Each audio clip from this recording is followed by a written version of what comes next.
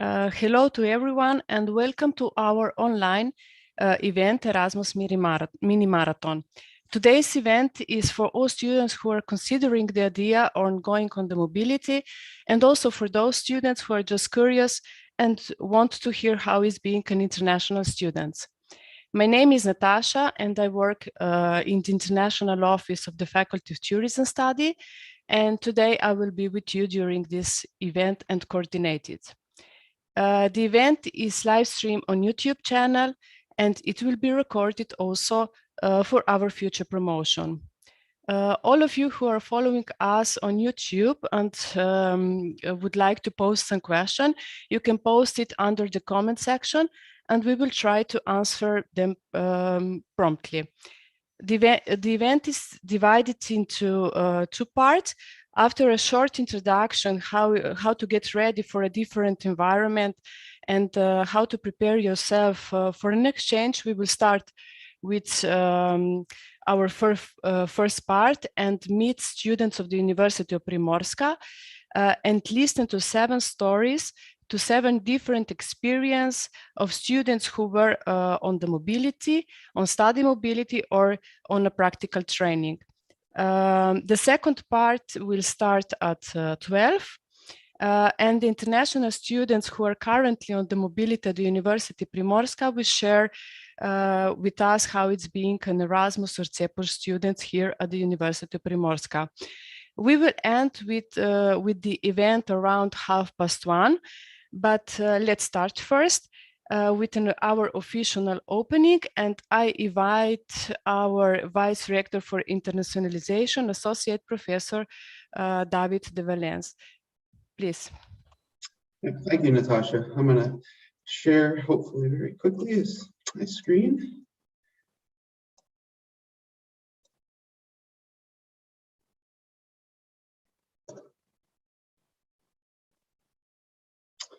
Okay, hopefully you see the full screen here. I want to welcome you to this really nice event. I'm looking forward to hearing all the stories from all the students and their stories of and experiences of going abroad and doing a study.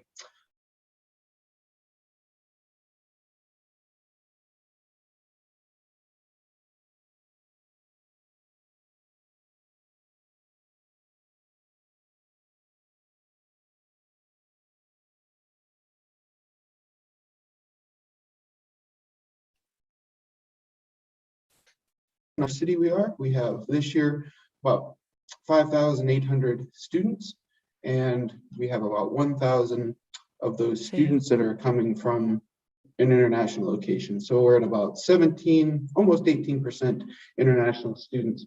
So that gives us opportunity here at the university to learn a lot from each other and in different cultures, and have more, I guess I would say, internationalization at home experiences. I am showing a map up here. This is an older map of about a year, right before COVID actually, and showing some of the mobilities that our students were going or coming from to UP. This is obviously with COVID changed a little bit, but we're hoping to get back to some of this kind of level. And for us at the university, we're really looking at, why are these mobilities important and why are they good for students? And there's plenty of different reasons.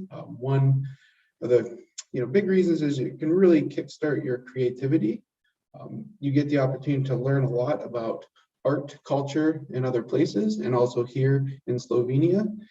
Another big important factor is students that go on these mobilities come back and usually make lifelong friends through these. You become very self-sufficient and you increase a lot of different areas in your traits. So there's a word cloud up here showing all these different traits that have been shown for students to get when they are improving by doing these mobilities. And like you, I'm from the United States of America, so this is sort of my long-term mobility here in Slovenia. So I went through a lot of the same things of learning a lot of different things, getting adapted to a new culture and learning a lot of interesting things and lifelong experiences here at the university. So with that, today I'm very excited to be here to listen to all of the students talk a little bit about their experiences in Turkey, Hungary, Austria, Finland, Portugal, Spain, and Czech Republic. And then I'm really interested in hearing the students that are here from these different countries and how their experiences have been here in Slovenia. I did put a QR code for a very short questionnaire, really basically one main question for students and what they think University of Primorska, or my office in particular, can do to help benefit or increase or enhance the internationalization of our students here at the university. One big thing that we're working on, especially during these times with COVID, is really looking at internationalization at home and how we can do things more here at the university to do more, activities. And today's event is one really nice example of this internationalization at home. And I'm very happy that this is being put on by our faculty, and very thankful for them for doing this. And with that, I will end my remarks, and I'm looking forward to hearing our next speaker. If I did my homework right and read their bio correct, they spent some time in the United States, so I'm very interested to see what other people think about life in the US. So with that, I will turn it over and stop sharing my screen. Thank you, Vice Rector. And now we will talk about challenges of living abroad with, and I invite Associate Professor Tomaž Gršovnik. Please.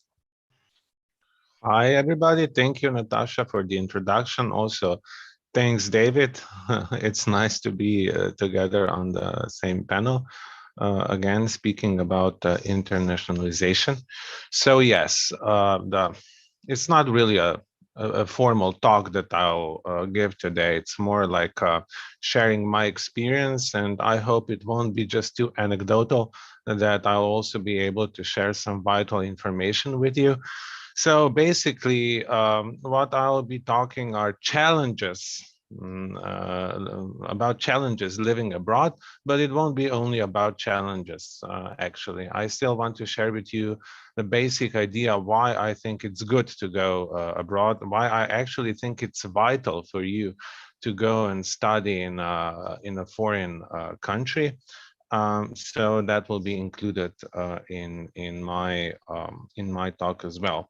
So, but yeah, first of all, what I think is really important is the following. We have this idea of tujina, of abroad, which sounds like a monolithic structure, right? So we are at home, and when you are not at home, you are abroad. However, that's not really true.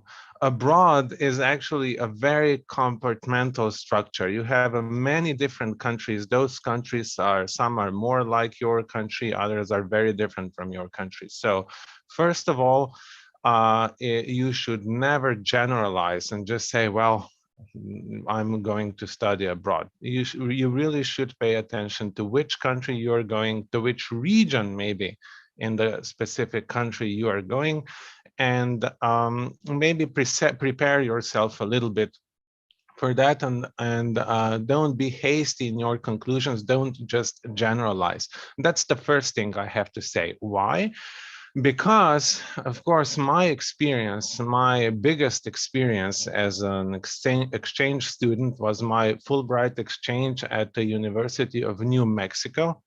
And David now, of course, knows that that's Southwest and that that's quite specific region of the United States. New Mexico is a very specific state, and it's hard to generalize across the United States, yet alone to say that this represents what it's like to study abroad. It just represents what it's like to study in the United States of America. And here I have to say that there is a big difference between the United States of America and between Europe, and that once you cross the ocean, you are in a different world. So even though we have Zooms, even though we have emails and so on, you still have to be aware that physical distance is also mental and cultural distance. things are done in a different way in the United States than they are done in Europe. And wherever you go in Europe, it will just feel more like being at home than if you'll cross the ocean and if you'll travel, for instance, to the United States.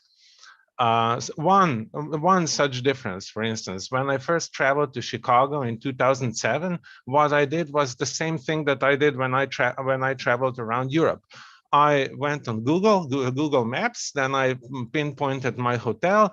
I saw where the O'Hare International Airport is, and then I looked at public transport, right? Because normally you travel with subways. If you go to Madrid, you see where Barajas International Airport is, then you try to find out where your hostel is, and then you see which lines will take you to your hostel.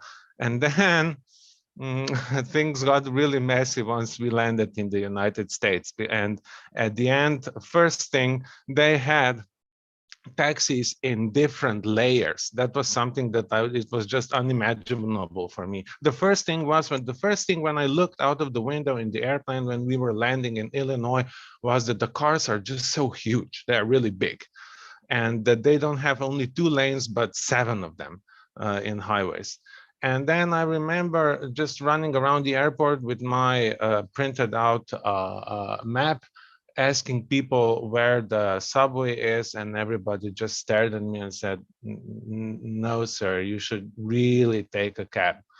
And I insisted, and then the police officer told me that, look, you are not going to make it to to your hotel with public transport because one section is closed anyway, so it will take you hours. You have to use a cab. And then I called a cab, and I didn't realize that they had several layers of where the cabs actually stopped and picked up people. So that was the first shock. Things just operate in a different way if you go far away. So you should really pay attention to where you go. And as soon as you go across the ocean, it's a different story. It's a different story also in Australia. Things are just different there. Before I went there, I thought that Australia is kind of a mix between Europe and the United States, but it's not really. It's something completely else again. So that's one thing. And the countries that I visited are, of course, the United States. Then next, I also spent some time in Oslo, in Norway, together about 2.5 months, maybe. I was there 3 times, 2010, 11, and 2014, I think. So I do have a little bit of experience from there. And then I also visited many different countries. India, Ethiopia, Jamaica are maybe the most exotic of those. And as I already said, you should really see into which country you are going. Of course, in Europe, if you are going to Italy or southern France or Spain, it will be a different story than if you are, of course, visiting Poland or if you are visiting Scandinavian countries. So that's number one. Pay attention to a specific country you are traveling, because culture, of course, differs from country to country. However, if you are traveling in Europe, everything will be kind of the same. Public transport is more or less, well, there are some nuances, but it's more or less the same. And the same is, of course, in the United States. Wherever you go, this basic infrastructure is kind of a little more or less the same. So you won't have such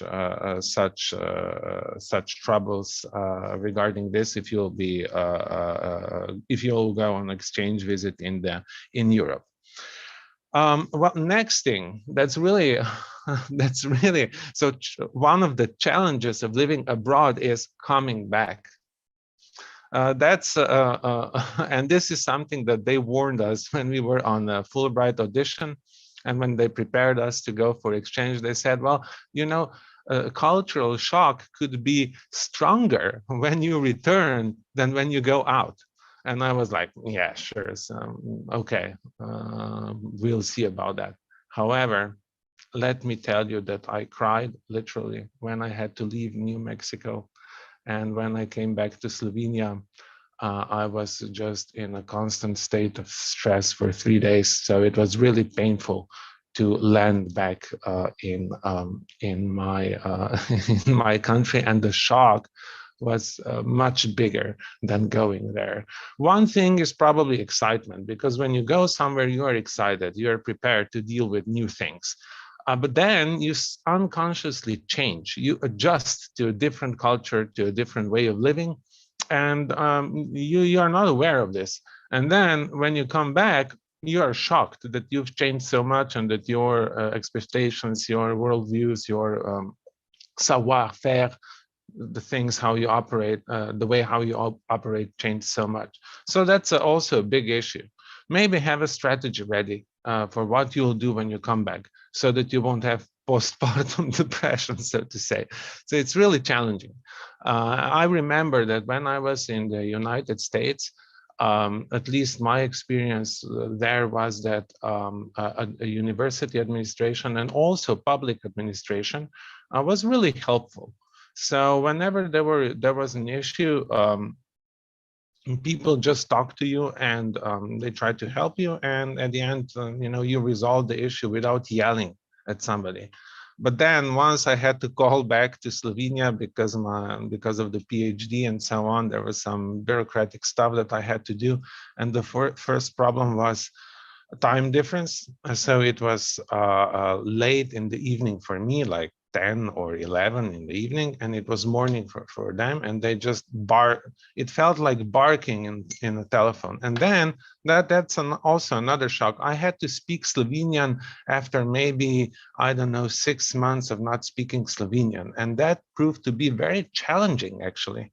It was like listening, when you speak, and there is this return loop, and you can listen to yourself how you speak if something goes wrong with your audio device, and you just get completely confused, and you can't continue. And that's exactly what happened to me. I was just speechless. I couldn't really articulate sentences into the telephone. And so they started, the normal Slovenian thing to do is to start yelling at another person who is unable to convey what they want to you. So I just dropped down the phone in complete awe and shock. So that's another thing.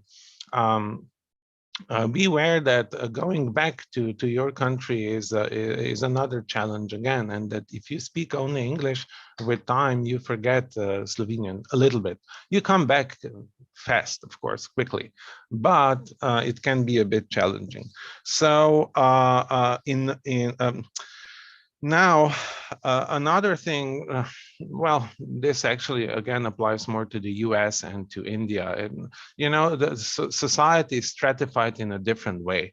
For instance, in the United States, this concept of equality is maybe more pronounced in a way. However, you have to be more sensitive to race. And it was the first time when I was in the US that I found out that I am of a certain species of Caucasian type. I didn't know that before. Then I realized that. And I wasn't aware of that. And so my communication with indigenous people at the beginning was a bit weird, because they didn't reply to me. And I thought that they were ignorant. But as it turns out, they behave like this because of their certain history. And of course, after 2 months passed, they were the kindest people you could meet. However, there was this clash that I was unaware of, and I couldn't explain what was going on, but that's specific. In India, it was a different story. In India, people didn't let us carry our bags.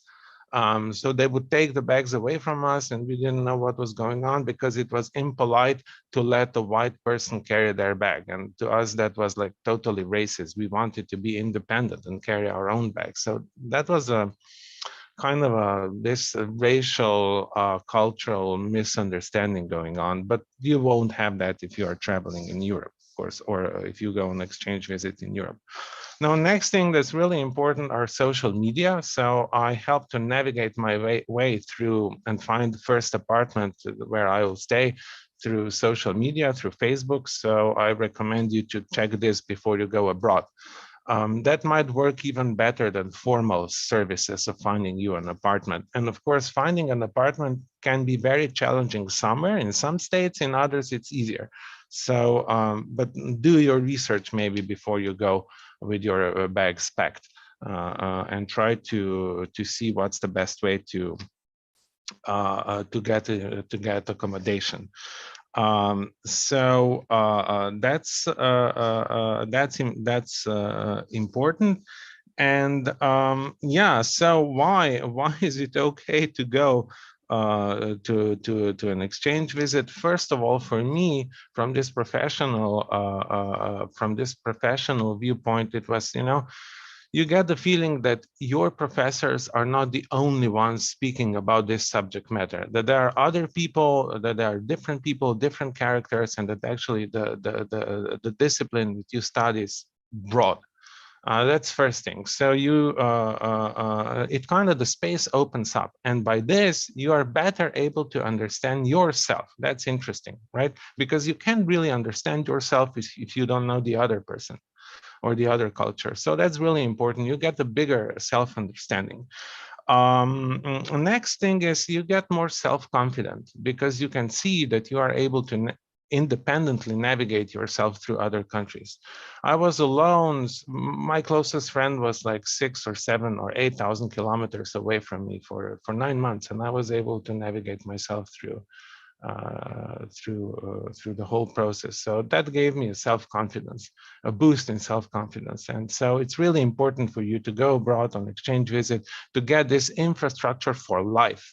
And that's really important. The downside is that you'll miss going abroad during lockdowns. And so now I haven't been really anywhere for like more than 2 years, and I'm very depressed already and can hardly wait to go to Finland. Oh yeah, Oslo, that's another experience. Just this, and then I'll end, because that's European country. In Oslo, at the time, I had a wife from the United States of America, and in the United States of America, everybody is really extremely polite, and it's not only superficial. People think, yeah, that's only superficial. No, it's not. It actually has very real effects. So if you are in a store and if somebody bumps into you, they apologize, they give you way, they even help you if you drop something. Everybody will be really nice. They won't demand anything in exchange or anything like that.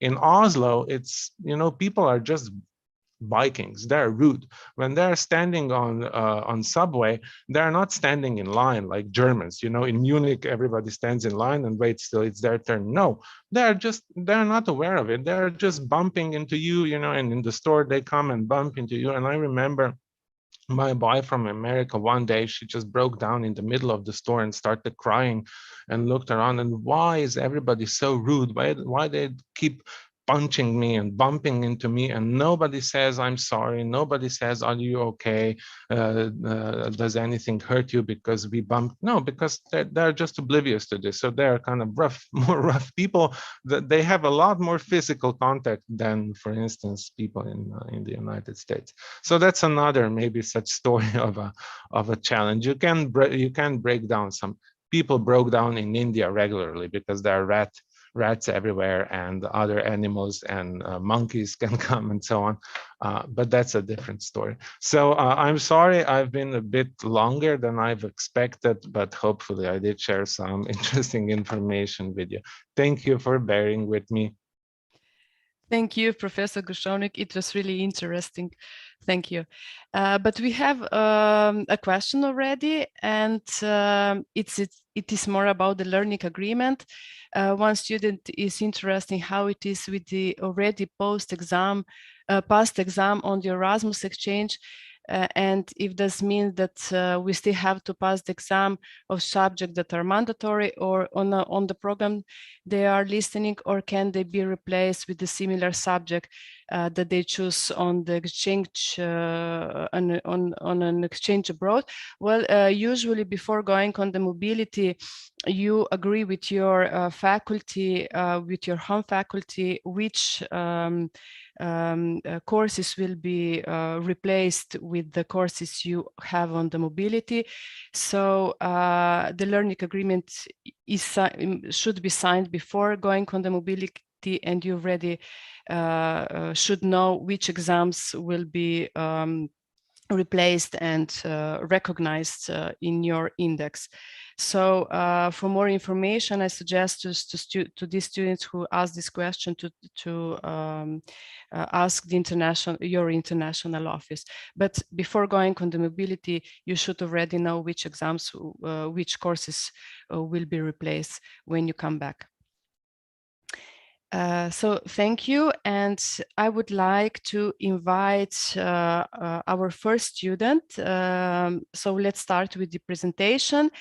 Iqbala is a student of the Faculty of Tourism Study, Turistica. Last year she was on an Erasmus Mobility in Antalya Bilim University, and now she will share with us her experience. Iqbala, please. Okay, thank you.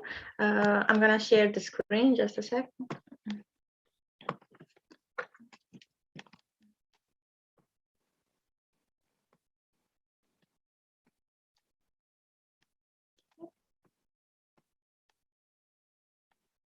I guess you can all see it. Okay, so my name is Iqbala. I'm the student of Faculty of Tourism Studies, Turistica. Last year, as it was already said, I was a part of Erasmus exchange in Turkey, Antalya Bilim University. So I'm gonna speak more about it. Why did I choose Antalya Bilim University? I mean, why did I choose Turkey as well? First of all, exactly the thing was Tamas was talking about. It's the life on the different continent. I mean, even though Turkey is closer to us, it was really experience another continent that would I definitely chose again. And as of course the living standard over there, because of the current political situation in Turkey, Turkish lira is pretty much unstable currency. So for the students, it was a really good chance because like €1 is currently around 15 liras. So it's really good. I mean, you're gonna get a lot of euros. That means a lot of liras over there. So it's a good thing. And also the opportunities to travel in a rental environment, but I mean a rental for us at least. These are two cities I visited. It's Orta here and Cappadocia, but there are more of our pictures over there. Okay, what about EBU? I mean Antalya Bilim University. So their courses are in English because it's an international university. They're mostly having the students from other Asian countries. But all of the professors speak English fluently, so it's not a problem. You can choose, I mean, I wrote this for our students, probably for the other university, maybe I should write other faculties as well, but they have like engineering, hotel management, gastronomy, what else, IT sectors, and that's it probably. About the tutoring system, they have like tutors. I mean, you do not have like another university, you have tutors professor and tutor student. Here you have just a tutor professor, but it's really enough because that professor is just obligated to you. And here, I mean, she did work a lot with me. So it was really helpful on the beginning, as well as the Erasmus office. So they have two offices, international office, and they have separate Erasmus office because they're not EU country and they have more of these paperwork probably. So they have Erasmus office as well. So you're having an Erasmus coordinator who's helping you with all of these paperwork stuff, mostly about a learning agreement, residence permit and stuff. The campus and dormitory. The campus looks really good. It's like an Ottoman palace somewhere, but it was built in 2006. It was the first picture. I mean, the first slide you could see the picture. They have also like a fake lake over there. It's really beautiful place. And about the dormitory, it's also it's a part of the campus, but I wasn't able to stay there due to the corona situation, so I needed to find my apartment by myself. And it was really funny story, similar to Thomas. She found it in the Facebook, but I did it through the WhatsApp. They just added me to some WhatsApp group, and I asked that somebody need a roommate, and two girls from Pakistan just told me, okay, we need one more girl. So I entered with, I mean, I started to live with them. Never seen them before in my life, but it was really a good experience. Although culture and cuisine and Antalya, I mean, I'm gonna speak about public transportation because as students, you really need it more. So they have that Antalya card. It's like a bus card you can use, also from the trams and all of the kind of public transportations in Antalya.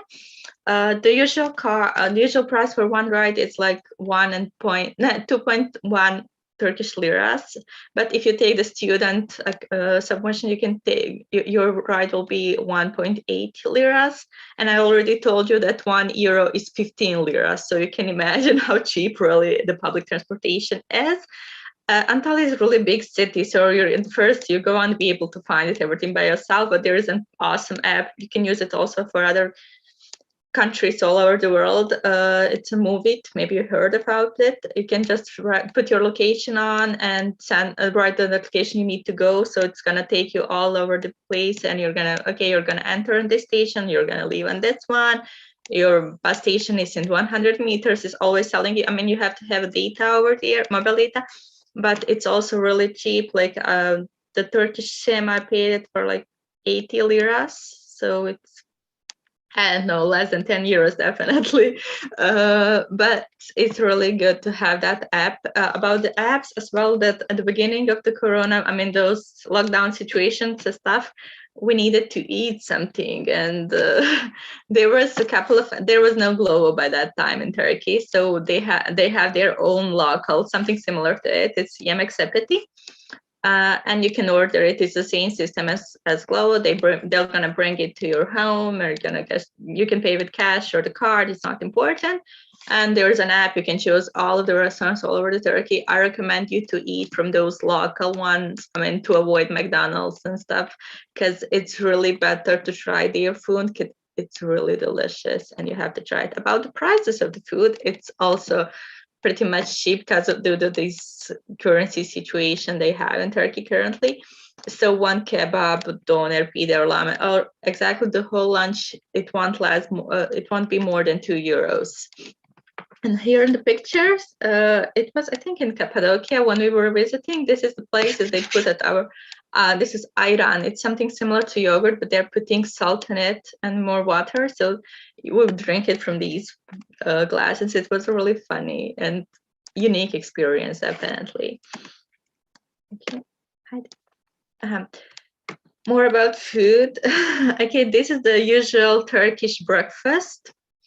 It's like a full table full of the food. When you come to the point to eat, you don't know from where to start. It looks like all is colorful, all is a bit spicy for us, but it's really good. A lot of salads, a lot of fruits, a lot of these, I can say jammies, I'm not sure how it's called, marmalades, probably, different types of the eggs and cheese. They really like cheese as a country there.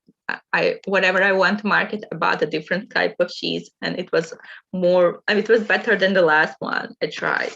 So I recommend you to eat this one as well. And this is also, I think, it was also in Cappadocia. They have these like landmarks restaurant where you can sit and eat, and there are fruits and tea, probably tea. Everybody's drinking it over there.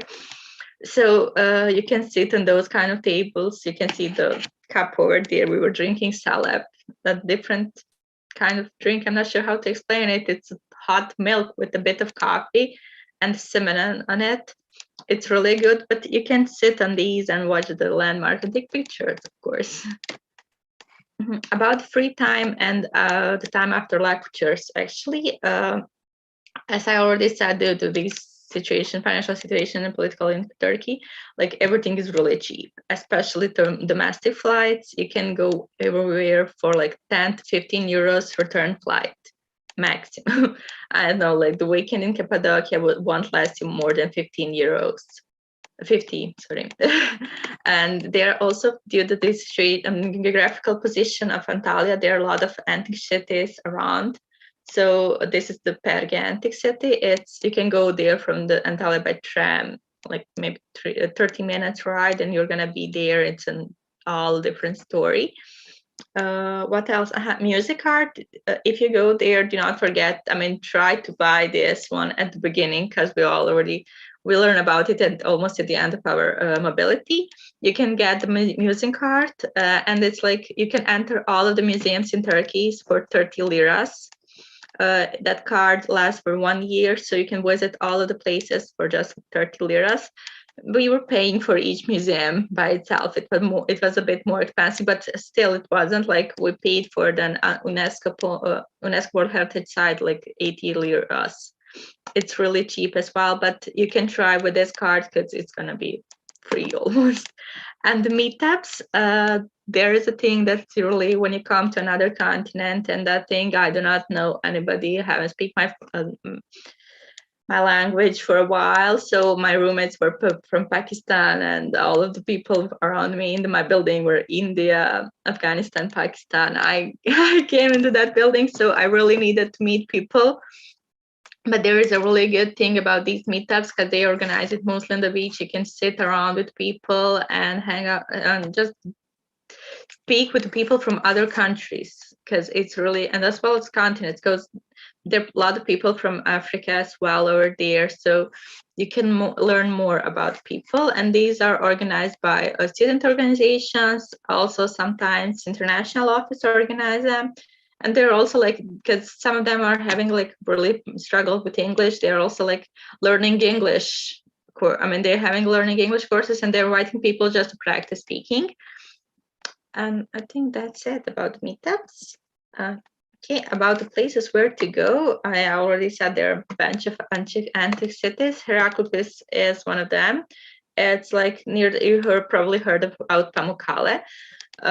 It's a city. It's like for us it was better option to go by bus, because we would come faster than with plane, even though the plane was cheaper.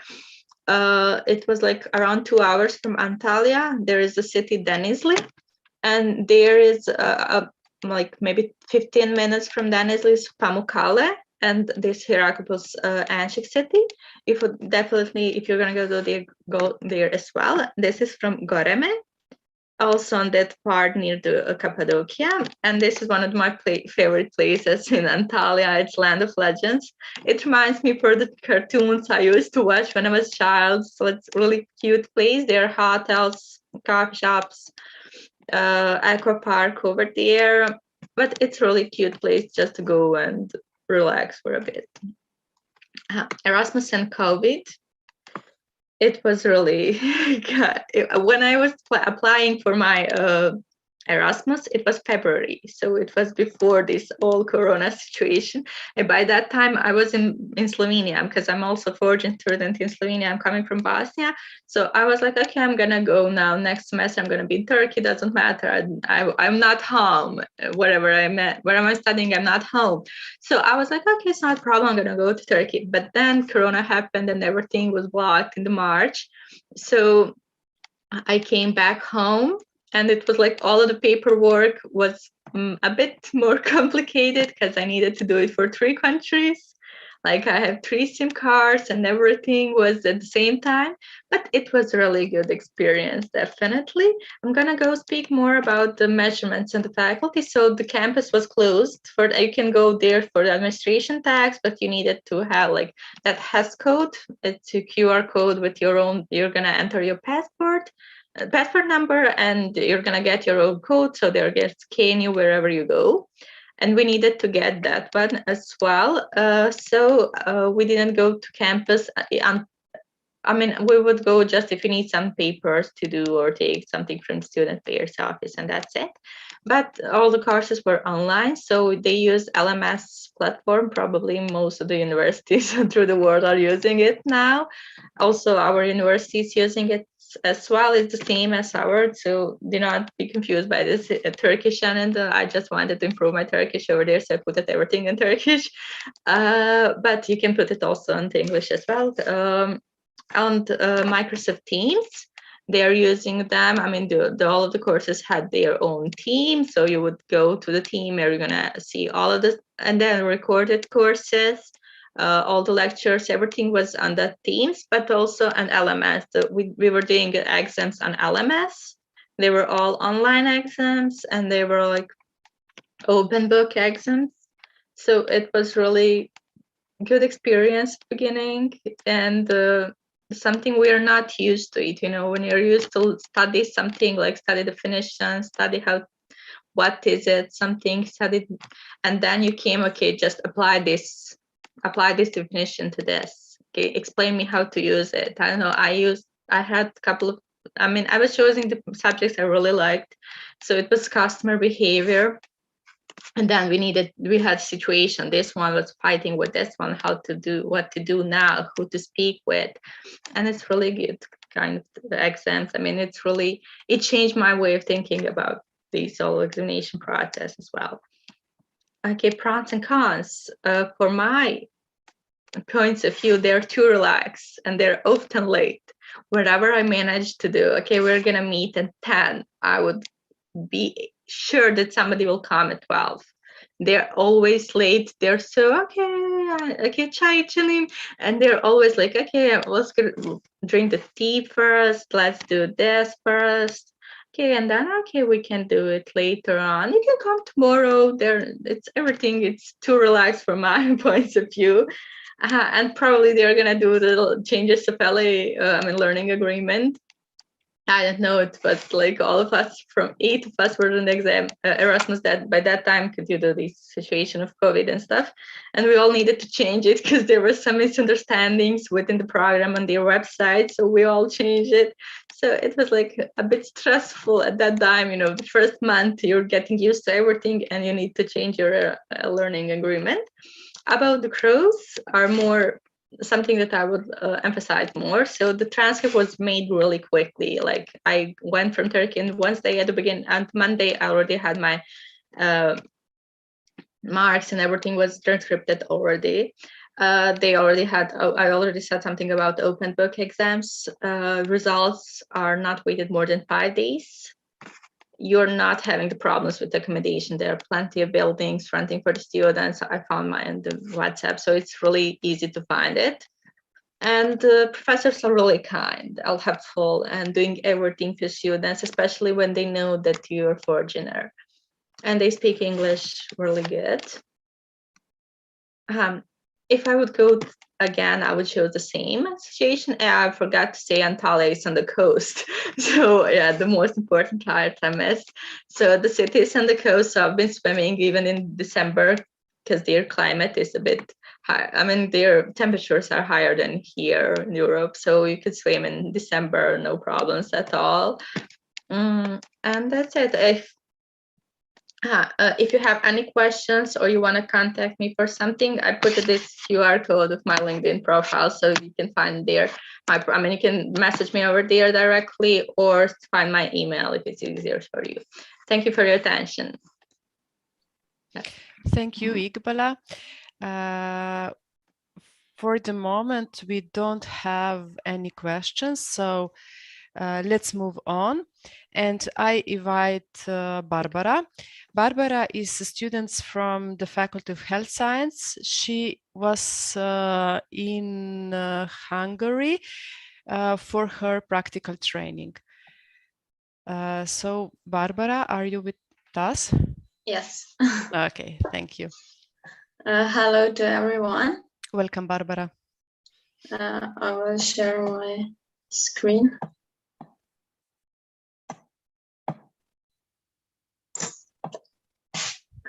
So I had an Erasmus exchange in Budapest.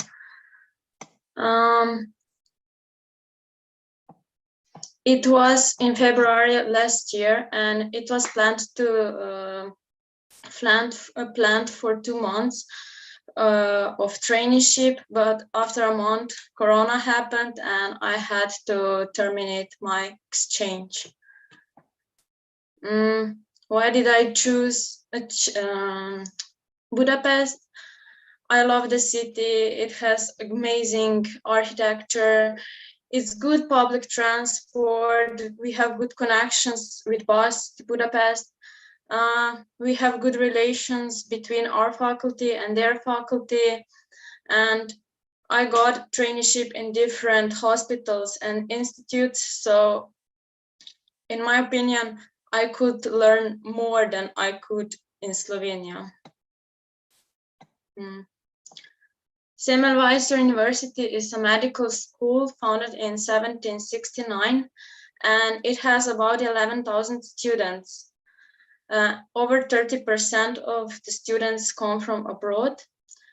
Department of Dietetics and Nutrition was organized in 1975 as part of the newly established College of Healthcare, and now it is Faculty of Health Science. The difference between our program and their program is that their undergraduate training program is 8 semesters long, and our program is 6 semesters long. I worked in a group with 5 Hungarian students. From Monday to Thursday, we were in hospitals. I was working on cardiology, rehabilitation, and elderly care. And on Friday, we cooked in school kitchen from different health conditions. I had some problems with language because when we were in hospitals, all patients spoke Hungarian, so other students had to translate me everything. But after a time, I could understand some words. So if they didn't translate me everything, I knew what was going on. I had really bad experience with communication with hosting faculty. I asked several times the same questions and I didn't get the answer. I didn't know when I will start my mobility. I didn't know what medical exams I need to start the traineeship. And in my opinion, it was really poor support and I didn't got the information I needed. Once I got there, they told me everything, but it's kind of too late. About the accommodation, when I got there, I stayed in hostel, and it's really cheap option for long-term stay. But I was in a room with 2 older men, and I really didn't like it there. So on Facebook groups, I found a room, and prices are between 30 to 300 and 400 euros per month. But it's also not easy to find room for 2 months because everybody wants you to stay at least 6 months for 1 semester. About expenses, grocery stores have nearly the same prices as in Slovenia. About restaurants and drinks, it depends where you go on the location. They have really cheap public transport, and you can get everywhere with bus, metro, tram, and it's 11 euros per month. They also don't have organized student meals like in Slovenia. So the cheapest version is just to cook. And something about Budapest, it has 3.3 million people. They have very good public transport. They have many interesting museums, history museum, Holocaust Memorial Museum. They have rich history, so if you like history, you can learn a lot. They have every year Ziget Festival, which is music festival. And in my opinion, Hungarians are quite pessimistic and they're not too friendly. They don't like hugging. They're just not very warm people. Hungarian cuisine, they use a lot of paprika. They put it like everywhere. They have famous goulash soup, langosh, paprikash, dobos torta, stuffed cabbage, kurtos kalács, and they also drink a lot of spirits, for example, palinka, and they also drink a lot of beer.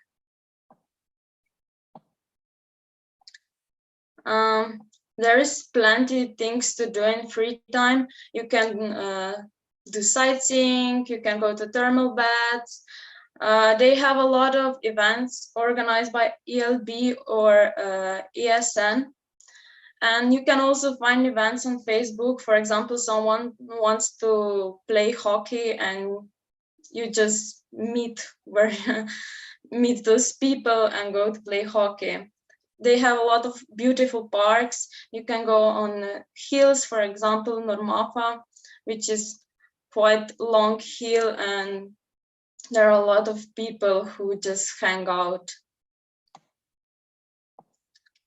My tips for before you go, don't send any money in advance, because that usually happens, that you send money and then you lose contact. And you should be careful in certain districts. For example, the district that is our faculty, that my faculty was, it's not really, it's quite dangerous. And you have to be patient because their English is not the best, and it's not the easiest communication if you have to ask several times and you still don't get the answer. Pros and cons. It's good to meet new people. You work in international team. You have to be very patient. They learn some things different than we are, and maybe you even realize that it's better to do some things in different way. You also become more confident and you can discover beautiful city. Cons are a lot of paperwork before exchange, after exchange, and it's also not too good that you work in a hospital with Hungarian people that really don't know how to speak English. And that's all from my point of view. Thank you. Thank you, Barbara. I would like just to remind students who are following us on YouTube that if they have any question, they can post questions under the comment section, and we will of course try to answer them. So at the moment we don't have any questions, so I invite Rudy. Rudy is also student of the Faculty of Tourism Study. He was on a CEPUS mobility in Austria. So Rudy. Yes, hi. Hi. Can you hear me? Yes, we can hear you. Cool. Okay, then if I can start, I will share.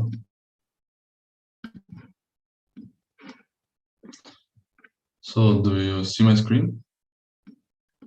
We can see, yes. Yes. Okay. Full screen, okay. So hi everyone, my name is Rudy Medved, and I am finishing my master program on the Faculty of Tourism Studies Turistica at the University of Primorska in Portorož, Slovenia. And this summer I was on a student mobility and exchange in Innsbruck in Austria, also in Tyrol region, a mountain region like you see on the picture. And yeah, I was doing my mobility through the CEPUS program, so which is not every day that you hear someone from CEPUS, and that's why I also would like to share like the advantages and everything from this. So what was the purpose of my stay in Innsbruck? I was doing my research for my master thesis, which is focused on the understanding how tourism stakeholders view tourism after the pandemic, and especially on the focus on innovation in tourism. And so also the timing when I was there from the 1st of July until 1st of November. So yeah, more than 1 month ago I came back.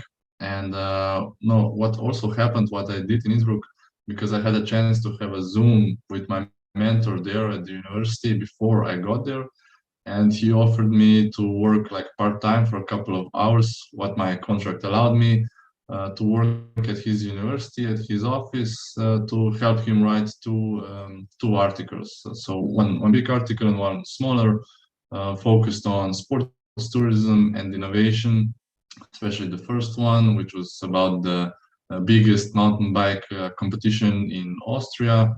We analyzed how the stakeholders and the participants perceive the innovation that happened during COVID. So the timing and everything that you can compete individually and not having the big competition. So I was working like once or twice a week. I was in the office with other students. It's very interesting there. It's a different concept, like here in Slovenia, because they have like an office. This was Institute for Sport Science, so it was more focused on sport management and sport science, not so much on tourism, but also one part.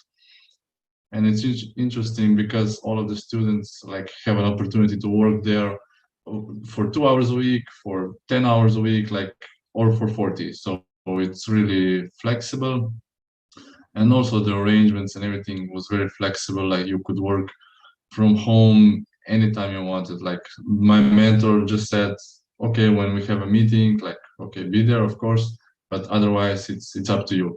And you have your own like space in the office and everything. So it was, yeah, that was quite a cool experience. And yeah, what I also did in Innsbruck, because I am active in a lot of projects in Slovenia, so I was working remotely. This was my first experience as a digital nomad, so that was also quite cool for me. And yeah, mostly I was also doing hiking because Innsbruck is such an outdoor destination. And yeah, even those people who haven't hiked in their lives, like were hiking in Innsbruck. There was a guy from the Netherlands in my dorm, and of course in the Netherlands they don't have hills. And yeah, he was hiking there, so this was the first time for him. So I think it really gets to you, like the scenery in Innsbruck, that everyone, even if you're not a sporty person, you're gonna do sports. And yeah, a little bit about the process, the cepos, the formalities. What was an advantage, why I decided for cepos, basically, because I was decided even before that I was gonna go to Innsbruck for my exchange. But the problem was that our universities, our Primorska and Innsbruck, don't have the agreement, like the Erasmus agreement, and so I couldn't go through Erasmus. And I found an alternative, cepos. Someone from the university recommended it to me, and they have this option called free mover mobility, where you can go to a university without having the prior agreement between universities. So yeah, that's an amazing advantage. You can just the requirements are just to have a signature from the host institution. So you have to find a mentor at the university, and of course you need to have, as was in my case, a mentor for the master thesis, and of course you need a signature from your local university. And yeah, for Slovenians, the organization or the website you can find more information is called this one, Smepius. There's also a phone number you can call it. There was a lady last year when I called her, and she helped me with everything. So it's but the application process is very easy. It's all online it's an online application, and basically you just yeah, I was surprised how easy it was. You just write, as it was in my case, because I didn't have any subjects or courses that I would take, you know, in Innsbruck. So I just had to write what was the purpose of my master thesis. I had to write what was it about and what I was gonna do in Innsbruck. So yeah, that was it. And then the signatures, and yeah, then I got it. So then I applied, and I was really surprised also about the scholarship, like because we are used to, you know, having Erasmus is like, I don't know, 300-400 something like that. I don't know, but this one was quite big. Like it was €1,000 a month that I got from cepos. So yeah, amazing.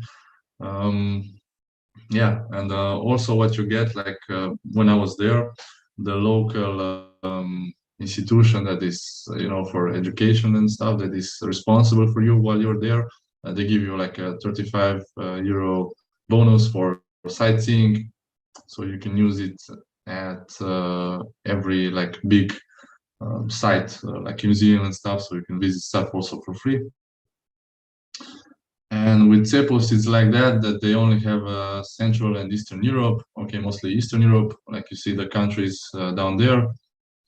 And yeah, Austria is one of them. So that was lucky for me, that CEPUS also has Austria, which I wanted to go to.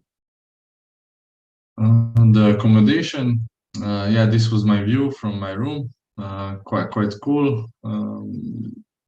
How I got it, the accommodation. So this agency OEAD, which is an Austrian, like a agency for education and mobilities. They have an online application for student housing. So you just find the dorm which is available. Of course, that was a problem for me because I wanted a dorm closer to the city center. This one was quite far. I mean, far. Okay, like 15-20 minutes with the bike and with the bus. So yeah, not a big deal, but still not like, because others are more in the city center. And yeah, this was also quite easy to fill out, so no special, bureaucracy or something. You just fill out the form, and if you're accepted, you sign it, and that's it. It was, quite expensive for student dorm, which was not like renovated. You see maybe from the building that it's quite old, because it was actually this dorm, or this whole district where I was an Olympic village. So it was built, everything was built for the purposes of the Olympic Games. I think in 80 something. Michales, I could know which year exactly. But it was quite old, and okay, the advantage was that I had a single room, so I was alone in the room, and had my own bathroom. Only the kitchen was shared. But it was nice, yeah. When you get used to it, like especially the small shared kitchen and everything, and it's quite okay. But also, I forgot to mention the private housing. The apartments is also pretty easy to find. Otherwise, but I wanted to stay in the dorm, and the prices are also similar, like 350 for a shared apartment. It's like normal. Why I decided for Innsbruck, like I could just I would just say the mountains and the city vibe also, and like the specialty is that you can go from the city like straight to the mountains to 2,500. Like it's amazing.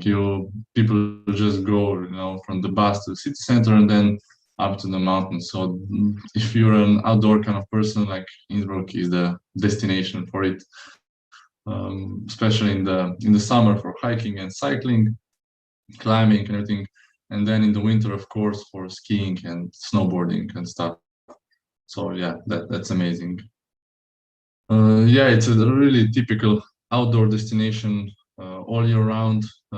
Okay, in the summer it's a little bit colder than, let's say, Slovenia, but still it was like hot. I mean, you can swim in lakes and stuff. There's a lot of lakes. Innsbruck has a good destination, I mean good location, because it's really close to Italy.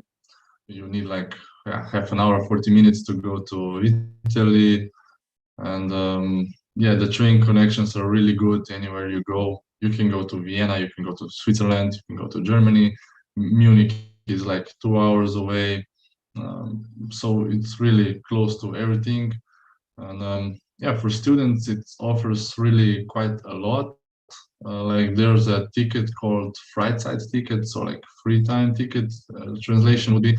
And what it offers you, like it costs around 500 euros, but you get like for the whole year, I think, or the semester, I'm not sure, you get like everything for free. Like the ski tickets, if you ski, like this Freizeit tickets, like a couple of students bought it, they were skiing like every day for free.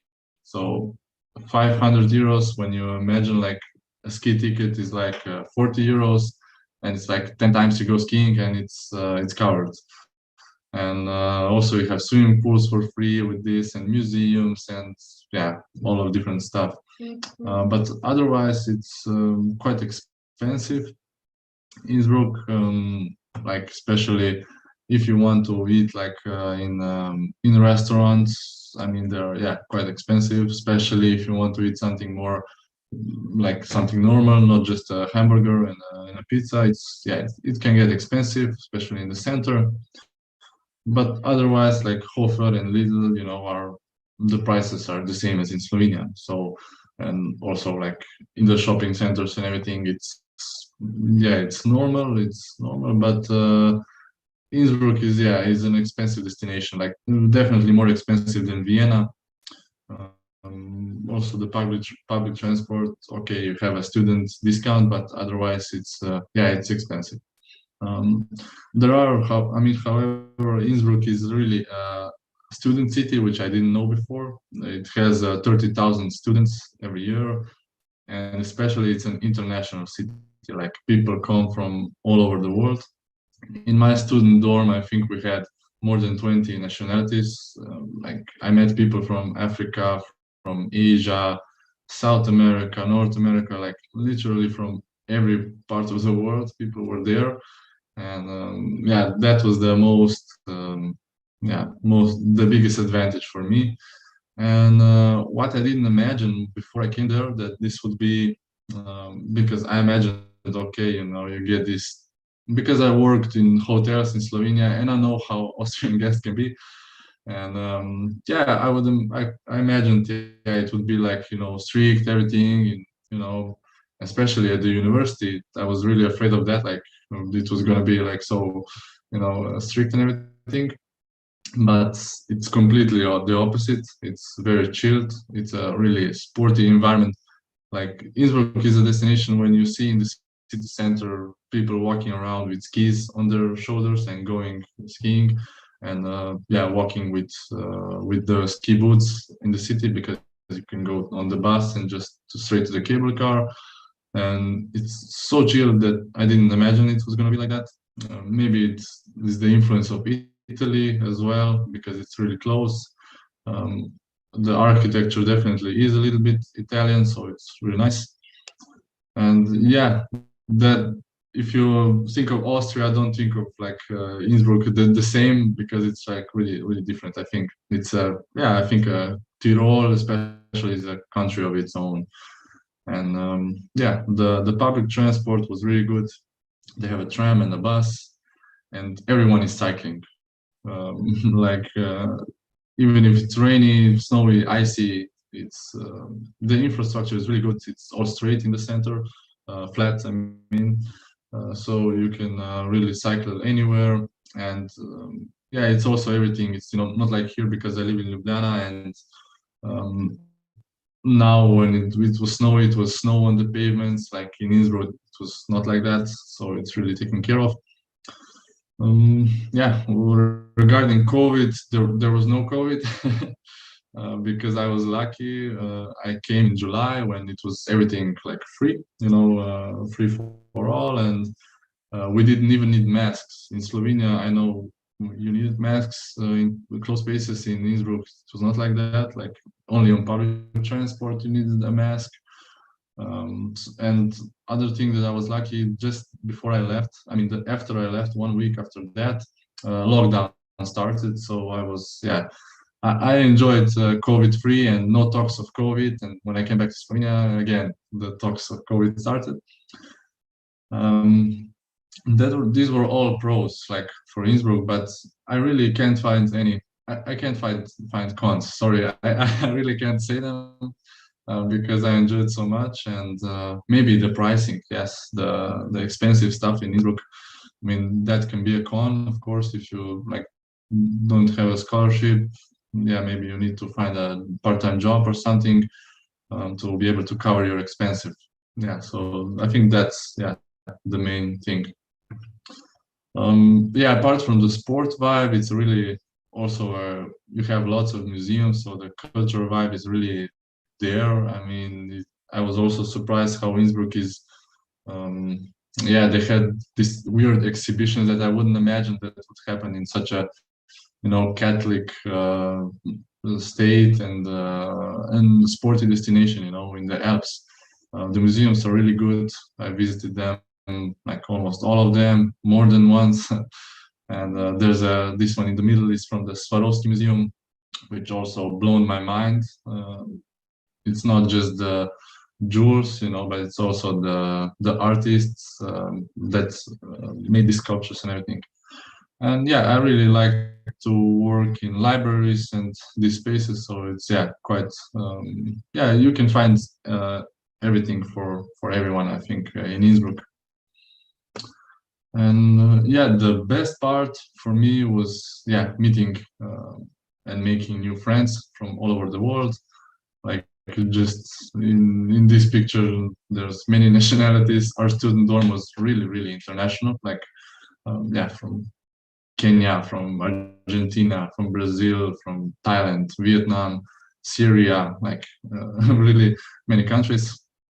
And that I think from every exchange, I think everyone will say that the best part for him was meeting new friends. So that's why I would recommend it to everyone, anywhere you go.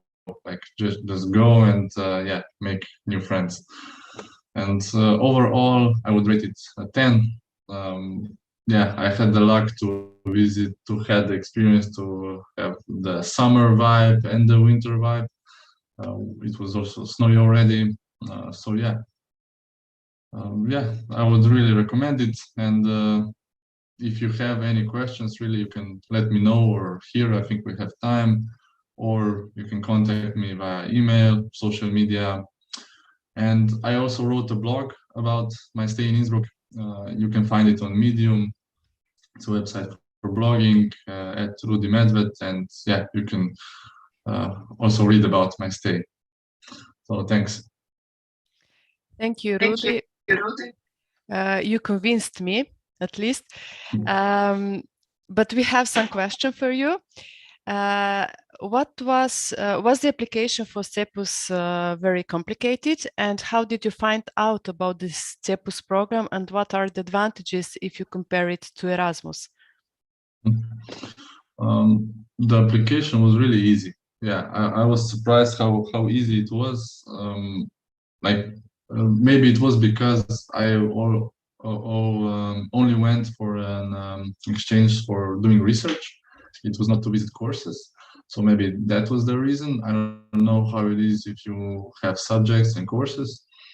But otherwise, I was surprised how little of the time it took me, like especially after the exchange. I only had to write, I don't know, one page, 1.5 page about my stay and what I did, like research-wise, what I researched. And that was it.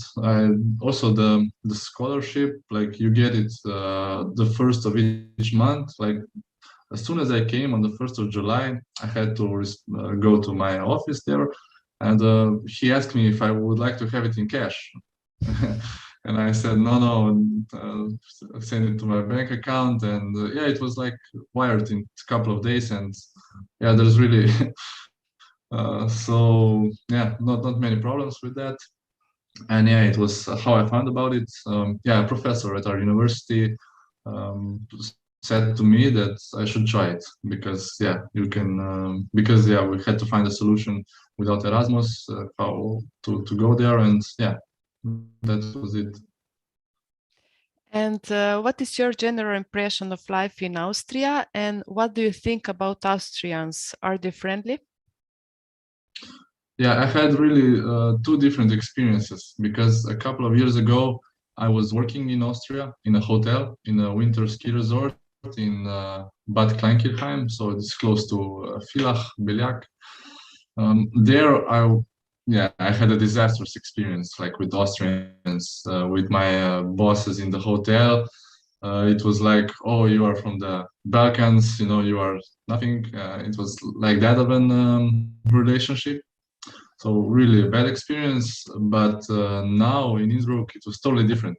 That because I was expecting, still some of these vibes, but totally different.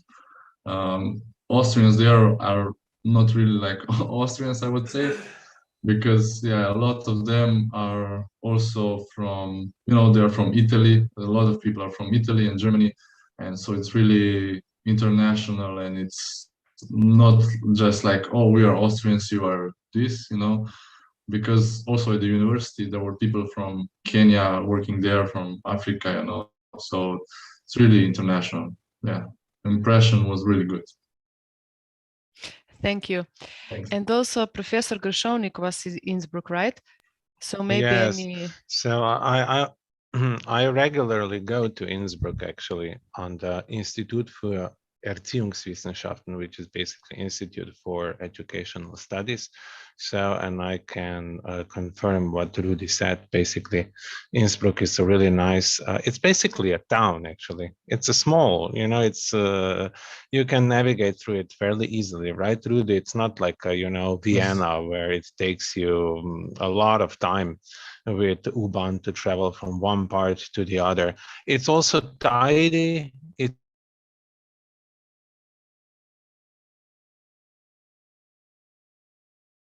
It's clean as well. And it's also in the way, it's in the valley that actually connects one part of Austria to Switzerland. So it's different from other parts of Austria. But Rudy, I think that we can agree you won't really find that as a cultural shock. I mean, people are still Central European, you know, it's no problem. This cultural exchange it's not as demanding as maybe somewhere else. About the university, I have to say that I think they're really a quality institution. Also motivated students. Where I was, people tend to speak German. They were not very fond of communicating in English, so they insisted on German. And whatever I had to say was either in weird, awkward German that I speak or translated into German. And it's an old university. I think the university is like 400 or 500 years old. So it's an old, renowned institution. It's not just, you know, something. And Tyrol is special because, yeah, I think they gained independence in 17 something. And so they're not like, you know, it's not like Graz or Vienna or this eastern part of Austria. It's much more boutique-like, more fancy, with this Italian spirit, and also with this Swiss Swiss touch. And yes, as Rudy said, it is expensive and very cold in the winter, but definitely worth the experience. Exactly, I would agree with everything. Yeah, although I didn't have the experience with the German language, because yeah, I was all the time speaking English with them, and even if I wanted to speak German, because I know some German, I couldn't, because it's like you notice probably a very strong dialect, and I didn't understand the word. Like Tyrol dialect is, yeah, it's a disaster. Thank you to both. Now I would like to invite Gaia. Gaia is students from the Faculty of Health Sciences, and she was in Finland on a traineeship. Gaia, welcome. Hi, thank you. And I invite you to share your experience now. I will try now to share the screen.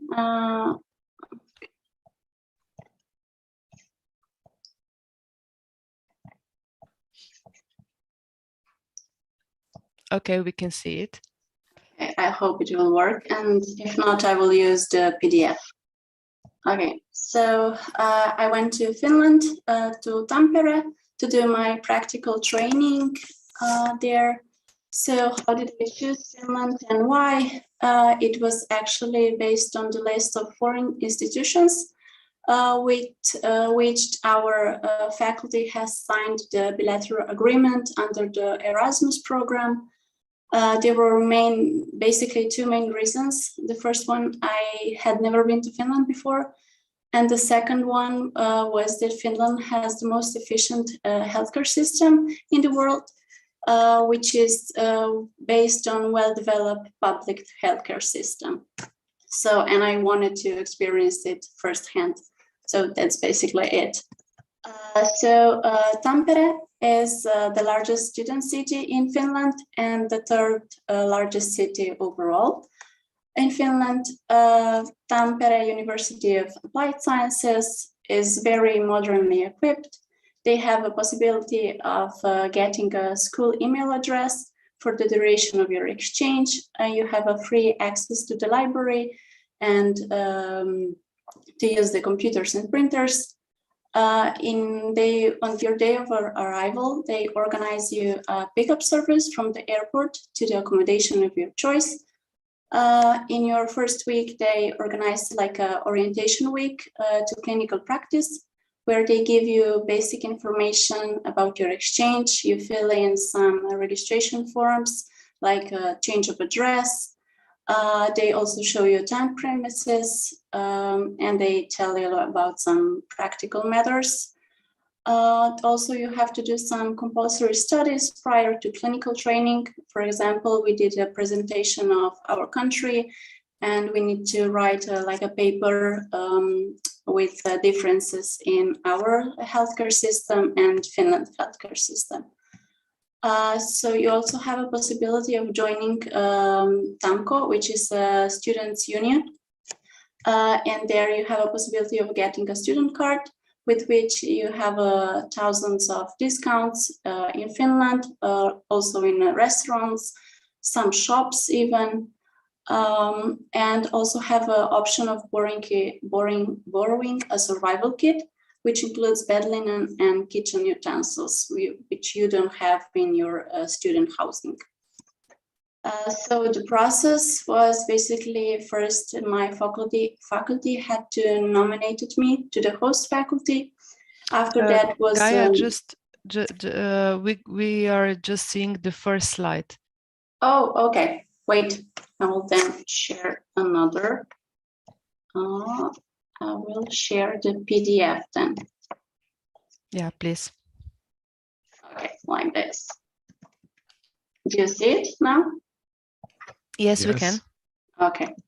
So this was the first, second, the third. This is the TAMK University. So here's the process. Then you have like an online application where you need to attach your learning agreement, CV, and motivation letter. And after being accepted, you finalize the learning agreement with the department coordinator. You also can like say if you have specifics, which practice do you want to do? Like I chose emergency and pediatrics. So, and then also there are other required forms that they send you. So this is the Tampere University Hospital. I did my clinical practice in pediatric hospital and heart hospital. They are both very modernly equipped with everything the newest. They were both actually opened just approximately 6 months before my arrival. The staff is very friendly, and also the mentors, which you have, they are English speaking. Usually you do 37.5 hours per week with 1 to 2 days off. But it's and it's based on the schedule of the assigned mentor, but you don't have to do them. It's adjustable because if you, for example, have courses on campus, or if you have like schedule traveling, you can also skip that or do it, let's say, another day. They're very friendly about that and understandable. So the student housing, TAMK does not have campus dormitories, so you need to do an independent online application with TOAS, which is Tampere Student Housing Foundation, or POAS. It's the same as TOAS, but it's cheaper and not officially offered by TAMK. And you need to be very careful when applying to TOAS, because some accommodations and apartments are not furnished. They have specific furnished ones for the exchange students, so you need to be careful about that. So cost of living in Finland on average is higher than Slovenia. I spend around 50 euros per week for the food in shops, and the rent is approximately 2,000 euros for 5 months. They have fixed rental agreements, so if I stay there for 3 months, but I had to pay for 5, so that's a little disadvantage, but it's worth it anyway. They also, food and drinks in restaurants and bars are particularly expensive, so I don't recommend it. I mean, you should, but just cook more. You have option of eating in on-campus restaurant. With your student card, you have a discount, and it's 260 per lunch, so it's quite cheap. So the cheapest store to shop is Lidl, with the comparable prices to Slovenia. Also K-Market, but it's very expensive, and Alko, which is a specific alcoholic store with alcoholic beverages only. So, but alcohol there is very, very expensive. So if you have a possibility, bring it with you from Slovenia. So I did an exchange during COVID, unfortunately. So I had to end it early. I returned on government plane on April and continued my exchange online at home. So that's it. So about the Finnish cuisine, they love drinking milk and eating rye bread, especially spread with the salty butter. Very famous is salty licorice. I will not try to pronounce the names. I know the salmiakki in leipa pusto, which is a baked, slightly sweet cheese. It's like a squeaky cheese. Then you have a meat pie, which is a dough similar to the donut, and inside it's filled with the rice and minced beef and fried in the oil, like salmon soup and reindeer and cinnamon rolls. They have very good public transport links. You can get a monthly pass. It's $38 euros. At the bus stop, you have to wave to the driver. So this is interesting. And when you're on the bus, you have to press stop. Otherwise, the driver won't stop you. So you could miss your bus. They very much respect their personal space. They're not a fan of small talk. They love ice fishing and ice swimming. At first, they seem like a very cold people and unapproachable, but once you get to know them, they are very lovely. They know how to have fun. They party and drink a lot. If you're invited to someone's party, you should bring your own beverage and food. So everyone eats their own food, even if it's a party at someone's house. So that's interesting. They are summer lovers. Every house, every building has one. If you, even from small children are there. I saw them 5 years old. They were already in sauna, more braver than me. Almost everyone has a cottage somewhere by the lake and river, and ice fishing and swimming in the winter. So some sightseeing, you should go to a Sarkaniemi theme park. It has like a tower, like a needle tower. It's the translation with the top by revolving restaurant.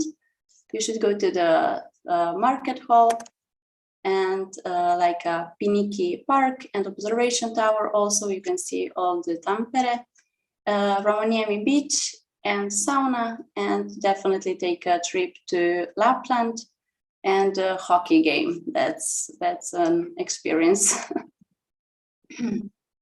Some pros and cons. You very much become very independent. You broaden your horizons with Erasmus. You improved your language skills, definitely new lifelong friends all over the world. I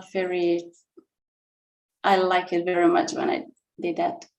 Then the disadvantages, a financial burden, especially Finland and Scandinavian countries, and post-Erasmus depression, which is, I didn't know about it until I came home and experienced it. So it's interesting. And some tips, you should pack the essentials in your hand luggage, because they lost mine. So I was without my luggage for 2 to 3 days. Invest in warm clothing and footwear. When you go to Lapland, it can be minus 25 degrees, so it can get very cold, but it's a different cold. It's more dry cold, so it's here in Slovenia, 0 Celsius is colder than minus 25. So, and don't give up on the paperwork. It's all worth it in the end.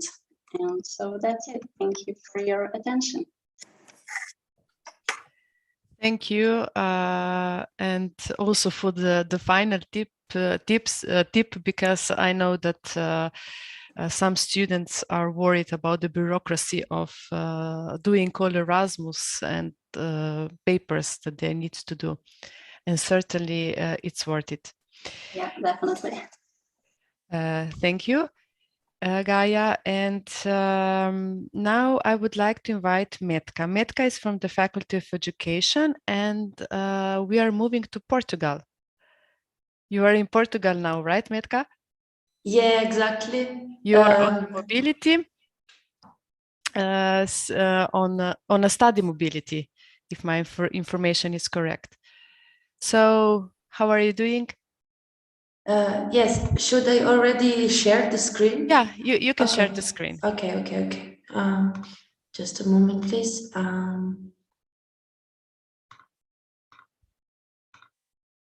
Okay, can you see it? I can see it. Thank you. Okay, perfect. Yeah, so my name is Metka, and at the moment I'm studying pedagogy, the 3rd year in Portugal.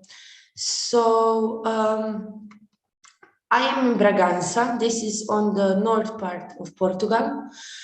For this destination, there wasn't any particular reason. I was just attracted to Portugal as a country. I really like the language, and it was a country that I didn't visit. So my experience was that I applied for Lisbon, but the places were taken.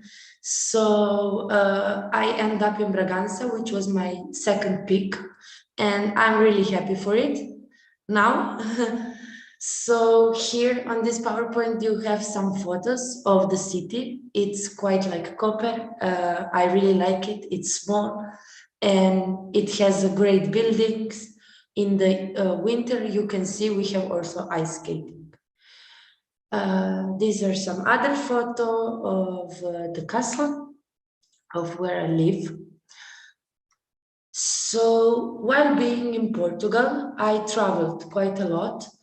I visited some Portuguese places like Algarve and Porto. Here are some photos of Algarve. This is the beach here. And I also visited Salamanca, which is in Spain. As you can see here, student travelers, this is a logo.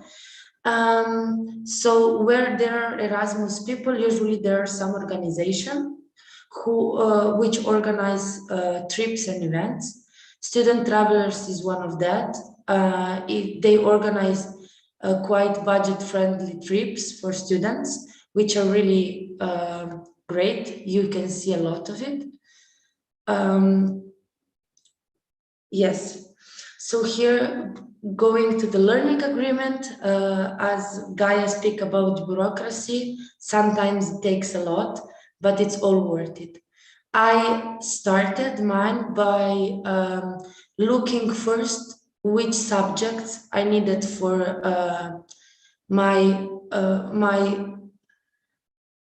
for the year in Slovenia.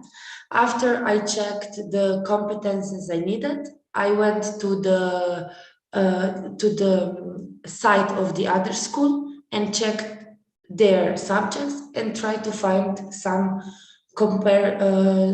some similar courses.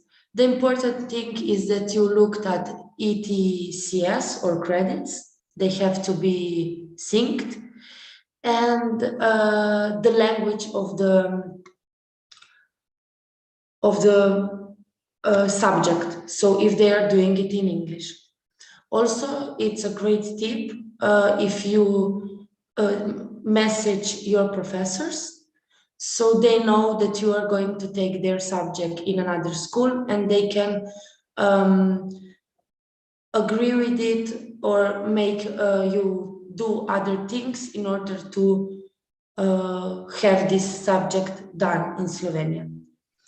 So on this photo, there is the faculty I study now, IPB. It's a big campus with 5 faculties, a canteen, and some other buildings. It's a really stimulative environment, since it's a big campus with a lot of faculties and the canteen. You basically don't need to go out. You go in the morning, usually, you have your classes. Then you study in the cafeteria or a library. Here are some photos. And you go to eat in the canteen.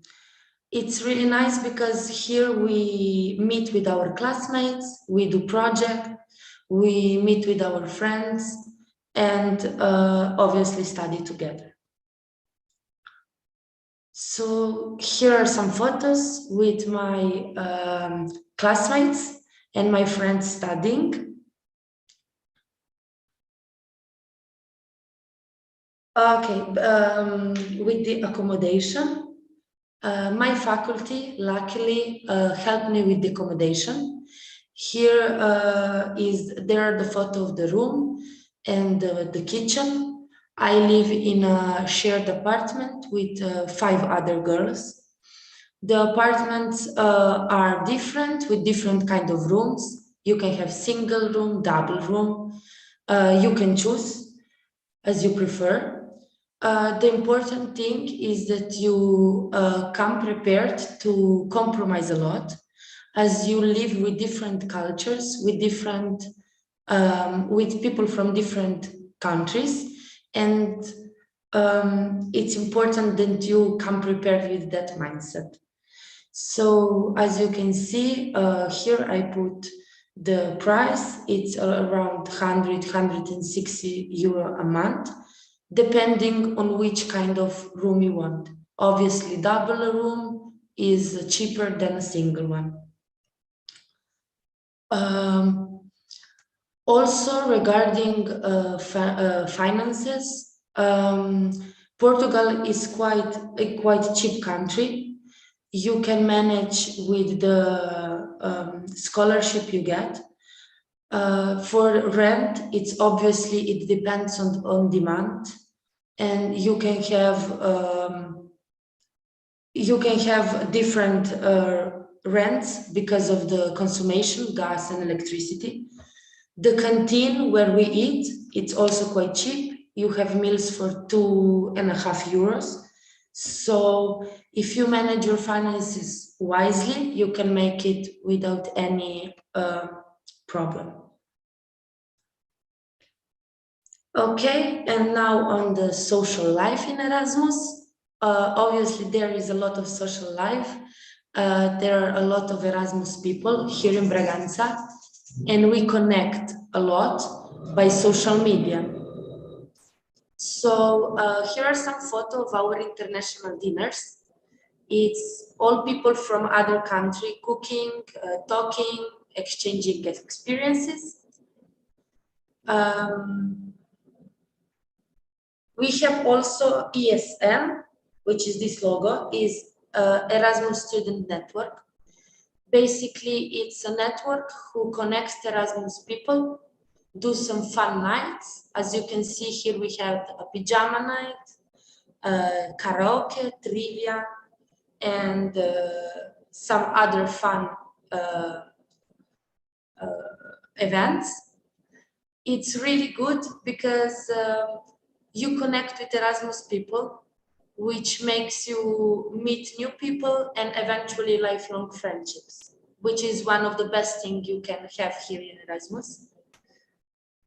So as pros and cons, I will say that definitely one of the bigger pro of Erasmus is the independency that it gives you. You need to manage your home works, so cleaning and stuff. You have to manage your social life, your school life, and it's really good for personal growth. Also, you meet people from all kind of cultures. Your tolerance increases, your mindset changes, and maybe you change some looks on the world. Another big pro is the friendships. Some really nice friendships have been already I established already here, and I think there will be more. As for cons, I would say yes, it can be a financial burden, especially if you don't manage your finances properly. Since you are here alone, you have to do it wisely. And I will say it's easy to forget that you are there for studies, since there are a lot of events. Everything is changing. You can slip easily and forget about school, but it's really important you don't. So some tips, I will say definitely socialize a lot. Don't say no to any event. You can manage it. You can go to school the next day. It doesn't matter, because on these events you really meet a lot of people. Try to enroll in as much activities and take part in as much groups on social media as you can, so you can stay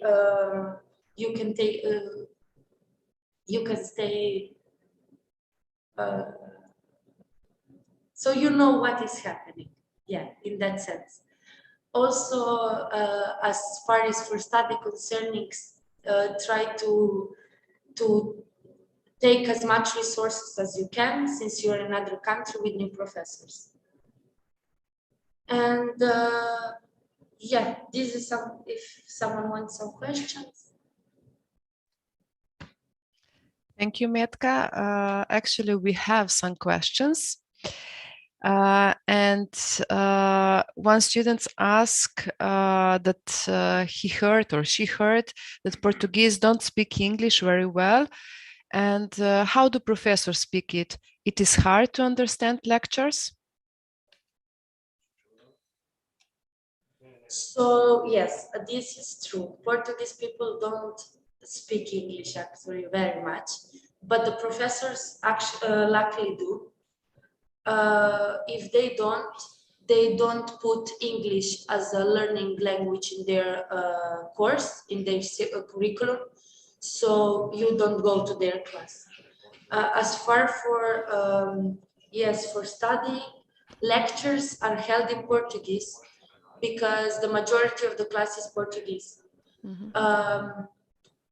But the teachers give you the instructions, the topic, the literature, everything you need in English. So you study it in the class, as attendance is obligatory in every class. You study it, and the teachers are always there to clarify some things. Also, we have short consultations after every lecture with the teacher. We work a lot alone and one-on-one with our professors, but it's okay. The teachers speak English, other people don't. So we have courses of Portuguese, obviously we have to take, and you get used to the language really quickly. And what about the exams? Are difficult? Probably they are in English, written exams probably. Yes, we have just written exams, no oral exams, and we do it all in English. As far for the exams, we have all the same as Portuguese, just in English version, and we have also other dates. Every subject we have to do a written exam and also an assignment, which is in the most cases comparative assignment about the topic, how it works in Slovenia and how in Portugal. So this is good because you can use it also in your Slovenian courses. It's obviously everything in English. Mm-hmm. Great. And we have another question. How would you say the study of education in Portugal compares to our Faculty of Education? Differences in attitudes, organizations, pros, cons? So comparing study education in Portugal compared to your study, to your Faculty of Education. Yes, so here the programs are a little bit different. For instance, they don't have pedagogy as we have. So I take a mix of courses between social education and basic education. I will say they have a little bit less of practice.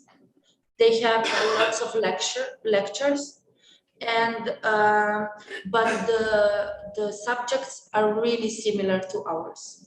So they have from legislative subject when they learn legislative part of education.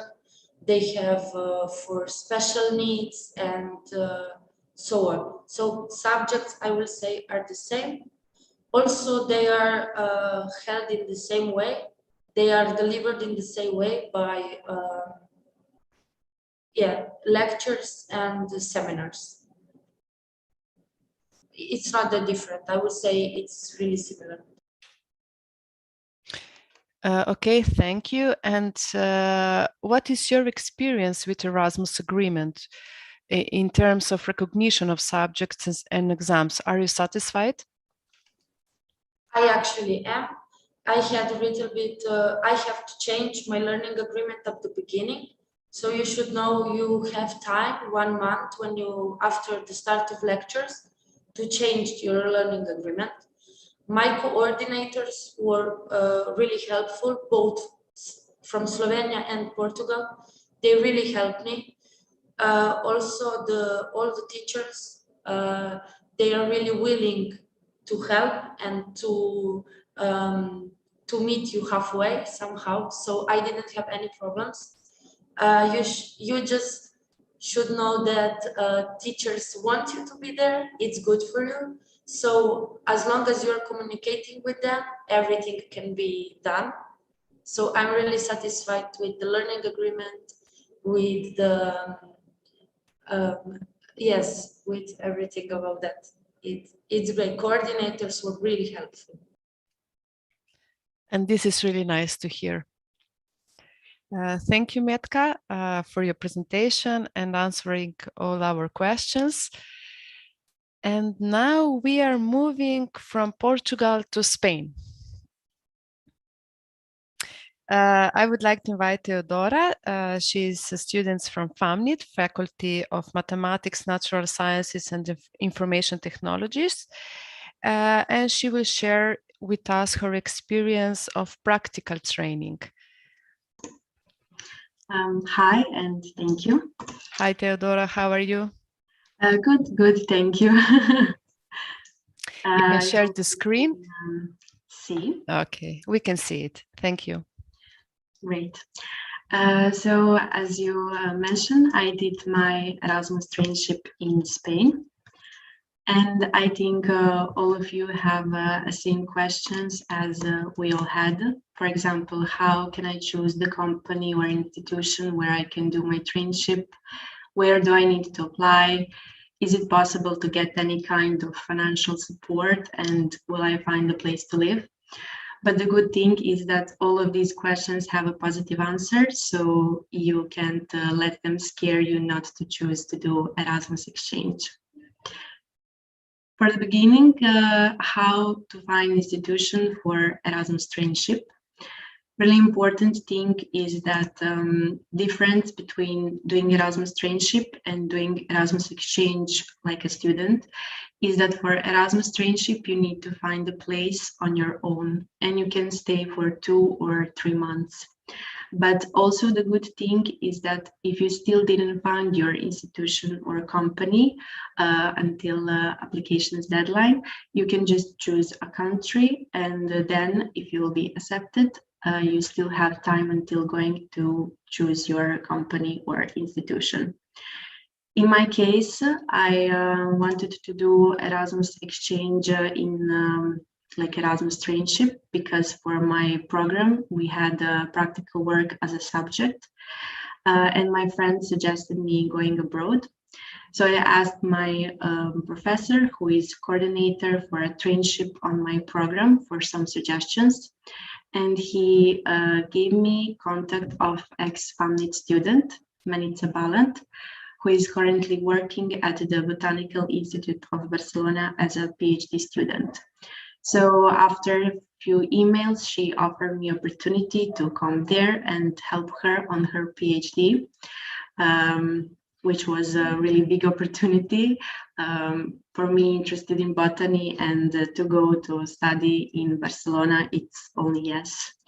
So this was my way how I found the institution for my Erasmus traineeship, but my advice to you will be to ask your professors for ideas and advices, ask other students, colleagues, classmates, and also always ask Erasmus students about their experience, because I'm sure everyone will be happy to help you and share their experience. And now paperwork. I think all Erasmus students will agree with me that this is a little bit stressful part, but it's definitely worth it. And after you finish it, you're ready to go. On this photo, they are my friends who all enjoyed their Erasmus experience. So important thing is a learning agreement. And the form and the instructions you can always find on the page of your faculty. For example, for UP-FAMNIT, here in this part, exchange students, you can find all information and also questions, answers, other experiences. And you can always ask international office for help. Another thing is that you need to find your mentor, because you need a supervision. And with the mentor, you will agree on the topic, what kind of work you will do, for how long you will stay, and also what will be the final result of your traineeship, which is usually some kind of report. Another usual thing is that you will be required to have some kind of insurance. In my case, it was both health and work insurance, which faculty doesn't give you, but it was not a problem to get it. I asked institution for help and I managed it before even going there. Also the language. For traineeship, I think it will be easy to find the institution or job that can offer you doing a traineeship in English. So don't worry, because also you will arrange that in the time of doing your learning agreement, and highly recommended to apply for Erasmus Scholarship, because it really helps students with their costs living abroad. And in my case, for Barcelona, it managed, I think, 80% of my costs, which is a lot. Also, a little nice tip is that after you receive letter that you're accepted, start with learning agreement immediately, because it could take time to prepare everything, so don't do it a week before. In my case, it was a middle of the summer, the period of exams, the period of holidays, you need all the signatures, so it's better to give it more time. So, as I mentioned before, I did my Erasmus traineeship at the Botanical Institute of Barcelona this summer, which is the second largest botanical center in Spain, and it's located in Montjuic Park in the Botanical Garden of Barcelona.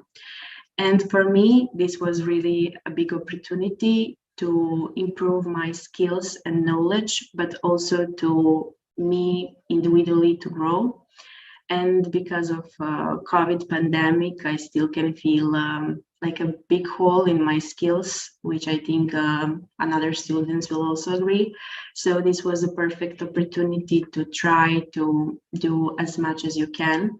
And it was really a nice experience for Erasmus students because they have a big history doing with Erasmus students, and they offer me really nice experience doing in a research group, working in a team, working with another researchers, especially that feeling working at the institute, which is some kind of things that faculty can't give you. So what did I do? The topic of my work was review of traditional uses of cannabis in the Balkan Peninsula for the ERASMUS online database. I also learned basic principles of ethnobotanical research and some new laboratory techniques, such as DNA extraction, PCR method, and flow cytometry. So my work was part of a bigger research program, which is ERASMUS database, a database of cannabis traditional uses. And my main task was to search for literature available online for traditional uses in Balkan countries and to analyze data for the database. So this ERASMUS database has been created by scientists from the Ethnobiofic Research Group based at the Botanical Institute of Barcelona and University of Barcelona. This is how the base looks now, because the first version is available, but now they're currently doing a second version, and after it will be done, it will also include the Balkan countries and my part of research. My mentor, as I mentioned, she was also a founding student 10 years before, Manica Valant, and her PhD is Origin, Morphological, Genetic and Chemical Variability and Traditional Uses of Cannabis, Basis for New Applications. These are some photos from the lab during the PCR method.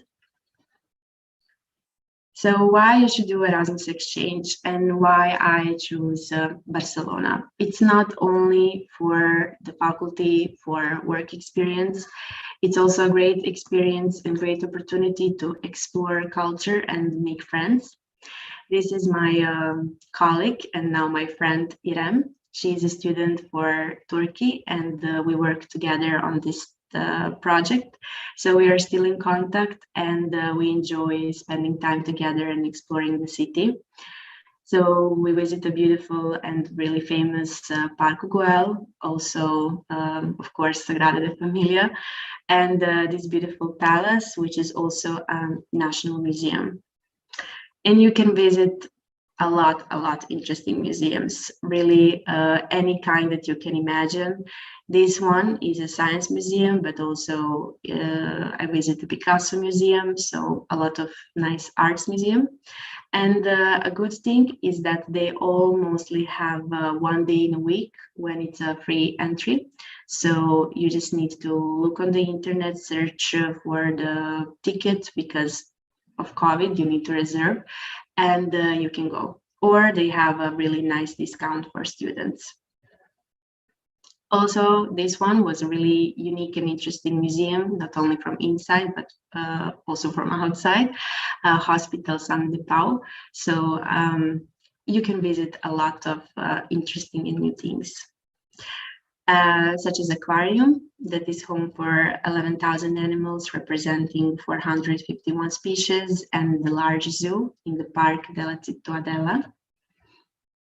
And of course, food. New food is always a good way to enjoy time. This is the famous market in my favorite street, La Rambla, and you can try really a lot of new tropical food. And this is a traditional Spanish dish, paella, which can be made in combination with seafood or chicken and vegetables, or just vegetables. And it goes really well with Catalan cream and sangria. Also a cathedral of Barcelona in the center of a Gothic part of the city, and Camp Nou Stadium. So it's really good that the public transport is good connected. Buses, metros. I took a month ticket for 40 euros, and you can use it during the day, during the night. Everything is really good connected. You can always visit more. Last weekend, we visited Madrid and try famous churros. So try to find the time not only to work, but also to enjoy your city and other cities and explore a little more in country. And for the end, the best part is that you can always, if you want to explore more, of course, you can in one academic year apply for doing Erasmus traineeship and also doing Erasmus exchange like a student studying abroad, which I did. So now I'm in Italy, studying at UniVPM in Ancona, and I'm really enjoying also this kind of experience, which is a little bit different, so it's hard to compare them. So for all of these reasons and also a lot more, I will just say, don't wait anymore, do your Erasmus exchange and explore the world, especially Spain. The Barcelona is a beautiful city. For the summer, I think it was rain just 2 days for the whole summer, so it's really hot, it's really warm.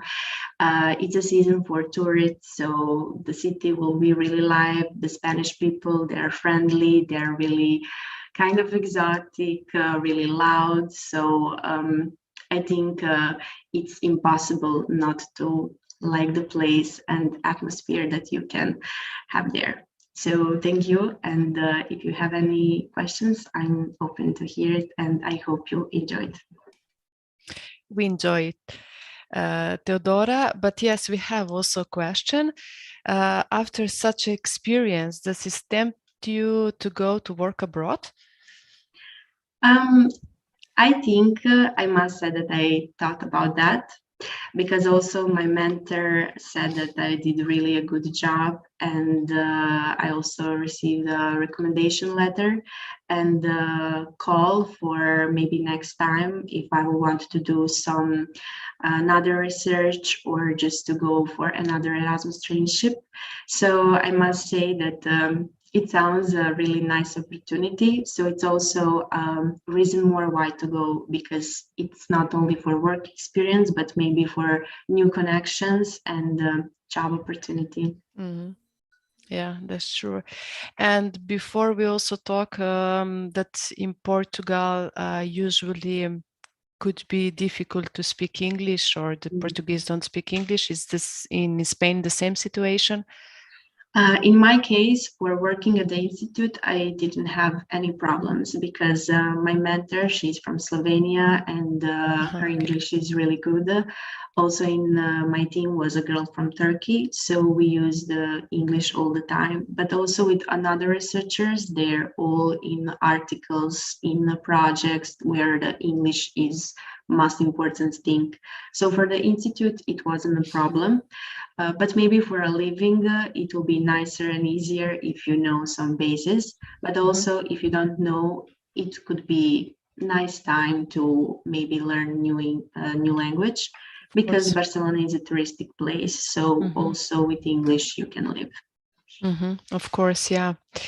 And now you are on another Erasmus mobility in Italy, no? Right? Yes. So it is possible to go on 2 mobilities during the all study period cycle at your faculty. So you are we have also proof here that it's possible. And also I would like to thank you that you advise before that to students to ask also students who already were on the mobility how it looks like, about the experiences, so to ask also your coordinator, because this is really important, and that is why also we are organizing that kind of events.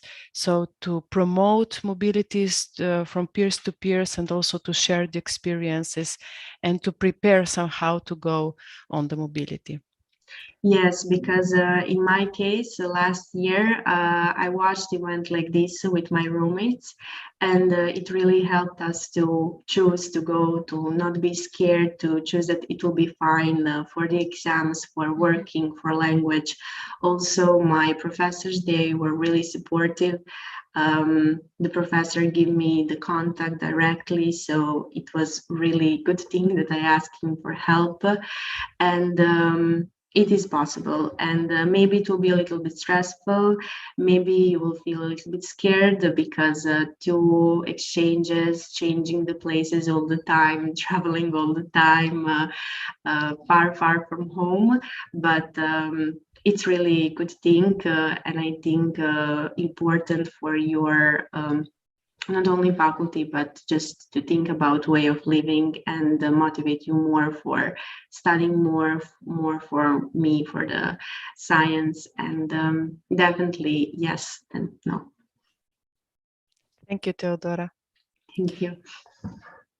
And now the last presentation, but not least, I would like to invite George. He's also a student from, he's also a student from at Family Faculty, and you are in Czech Republic at the moment, right? You are studying there. Mm-hmm. So if you can share your experience. Gladly. Let me just share the screen. So here it is. Is it working? Can you see the presentation? It is working. Okay, great. So today I'll tell you a little bit about my Erasmus Plus student exchange at the Charles University in Prague in Czech Republic. These are some of the photos that I took during the exchange, just sort of to show you the lots of fun I've been having with people around here. So some basic information you already heard. My name is George Mitrovic. I'm 23. I'm a master's student of mathematics at the UP Famnitz. And during my exchange, I am a student at the Faculty of Mathematics and Physics at Charles University in Prague. Here, I'm a student at the Master Program of Mathematical Structures, and I did my exchange in the winter semester. However, at the moment, I'm trying to prolong it. I already initiated the procedure to stay another semester, so the summer semester of the next year. Why did I choose Prague? Well, I decided to answer this question with pictures because I think this already says enough. Prague is a beautiful city. It's definitely one of the most famous ones in the whole of Europe. It's one of the oldest. It's just so rich with content and life. And I have been wanting to visit it for a very long time. So when I saw that it is possible to visit it through an Erasmus exchange, and it was just a very easy decision to make. Similarly with Charles University, I've already heard about it. I knew that it's one of the oldest universities in Europe, and it has a very high ranking when it comes to the lists of universities. It's also very big, very international and prestigious, so that attracted me a lot. Also, which is very important, is that their master program in mathematics is held in English, so majority of the courses are given in English. So that allowed me to sort of access the big variety of courses they have. In particular, my personal interests lie in geometry, topology, and algebra, and they really have a wide selection of courses in these areas. So I was very excited to attend all of their courses pretty much, but I had to make a small selection, of course. I have been very happy with the lectures here and the experience at the university. So all of the courses I've attended have been quite high level, and they have a very advanced approach to the topics of interest, which is really good because I decided to do the exchange for the quality of Charles University. So usually when you attend courses here, you will have to complete either some homework, some midterms to be allowed to attend the exams. And for master students, most of them will be oral. And despite COVID, most of the lectures have been given in person, at least for my faculty. I'm very happy to say that lecturers are very kind.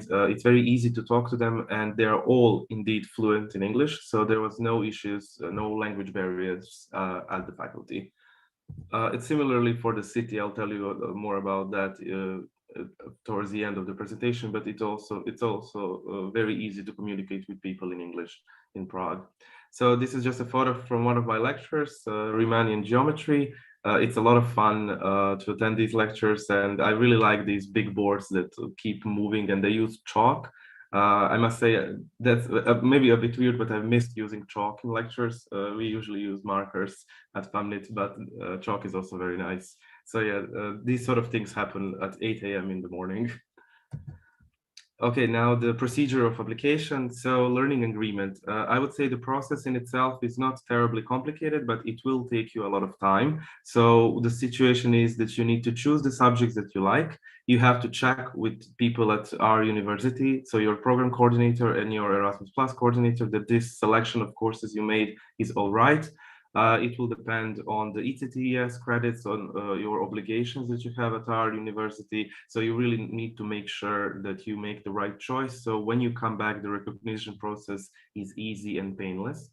Then you will register at the Charles University online system. It will generate a learning agreement for you, and then they will send all of your documents for you by post. And this is the part where I want to make sure you all know that it will take a long time for the documents to arrive by regular post, and that can be a little bit of a problem. For example, this is how the learning agreement looks like. This is mine. So it's a very simple document, but waiting for these signatures on the bottom of the second page can take a little bit. And that's why you should start with the procedure as soon as possible. It's not very daunting, it's not very difficult, but do it as soon as you can. Especially because of the visa. So I added this slide for my colleagues from non-European Union countries. So because I have the Bosnia and Herzegovina citizenship, I needed a visa, similarly like in Slovenia. Sadly, the procedure for the Czech Republic visa is a bit more complicated.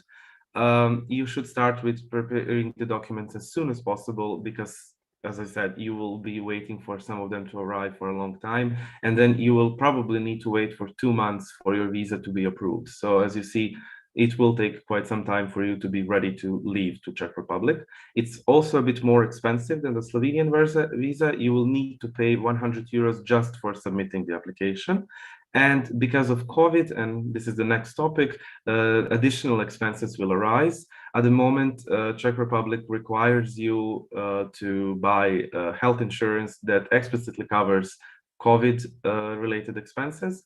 For example, Bosnia and Herzegovina already has an agreement with Czech Republic, and in general, this is not necessary, but because of the new situation, you will need to get additional health insurance, and this can be very expensive. So regarding COVID, the main thing is there was a change in visa requirements. So for example, health insurance, as I mentioned, now you also need a vaccination certificate. To even cross the border, you will need a recognized vaccination certificate. And here I want to point out that both the scene and the country need to be recognized by Czech Republic. So, for example, if I got vaccinated in Bosnia, it wouldn't matter that I have the Pfizer vaccine. So you need to get vaccinated in a country which Czech Republic recognizes for their certificate. Slovenia, of course, as a European Union member, is recognized. And everything about this you can find on their web pages of their Ministry of Interior and etc. So towards the end of November, we got some additional restrictions for COVID. Of course, these FFP2 masks have been present from day one, so that's nothing new. But sadly now pubs, bars, restaurants, clubs, and other objects need to be closed by 10 p.m. And you can no longer use antigen tests or PCR tests to go into these places. You really need a vaccination certificate. Okay, on to the more fun and brighter topics. So buddy system.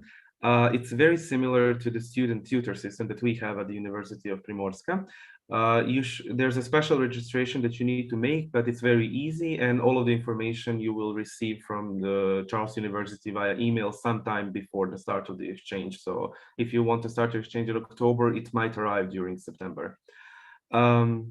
So what you do is you create an account and provide some of your information. So usually that's just name, surname, age, country, and most importantly, a small paragraph about yourself and what you're looking for in a buddy and similar things.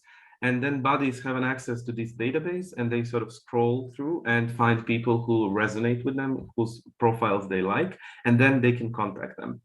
So usually your body will not have a big workload, I think. They will usually have at most 3 students, and that's very nice because then they can focus on you a lot. And in general, as with our tutors, the idea is that they will provide you with advice on the city, where to go, where to eat, where to party, in general student life, about university, about dormitories, and etc. So they're a big help to you. In my case, my body even helped with the administrative issues because we had some language barrier issues. So a lot of people, weirdly, this is very weird, but a lot of people in the administration office of the dormitory do not speak English quite fluently. So she helped me a lot with this. And I absolutely recommend that you get involved with the buddy system and try to get someone to help you because it will make everything so much easier. This is my buddy, Hanka. We've become really great friends over this period of time. We hang out a lot, and she even introduced me to more of her friends from Czech Republic.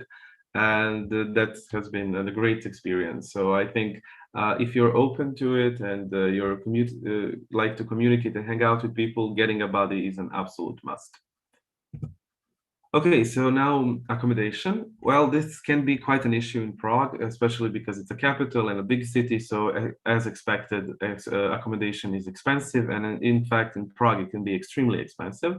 One weird thing that is that it doesn't really depend on the location. So even if you're far away from the city center, because Prague is quite fragmented and spread out, it doesn't affect the price. It can still be very expensive, even though you are maybe 40 minutes away from the city center. Rents, I would say, vary from 300 to 400. That's what I heard from my colleagues, and usually without expenses. But luckily, dorms are available, and in all dorms, they have a special selection of rooms that they always keep for international students. And it's very easy to apply for them. Just when you are registering in the Charles University system and creating your learning agreement, it's possible to check just one box saying, I'm interested in dormitory accommodation. And you can even ask your Erasmus coordinator at Charles University to help you choose the dormitory. In particular, I have been advised to pick the Troja dormitory, or official name is 17 Listopadu dorm. Most people here study at my faculty.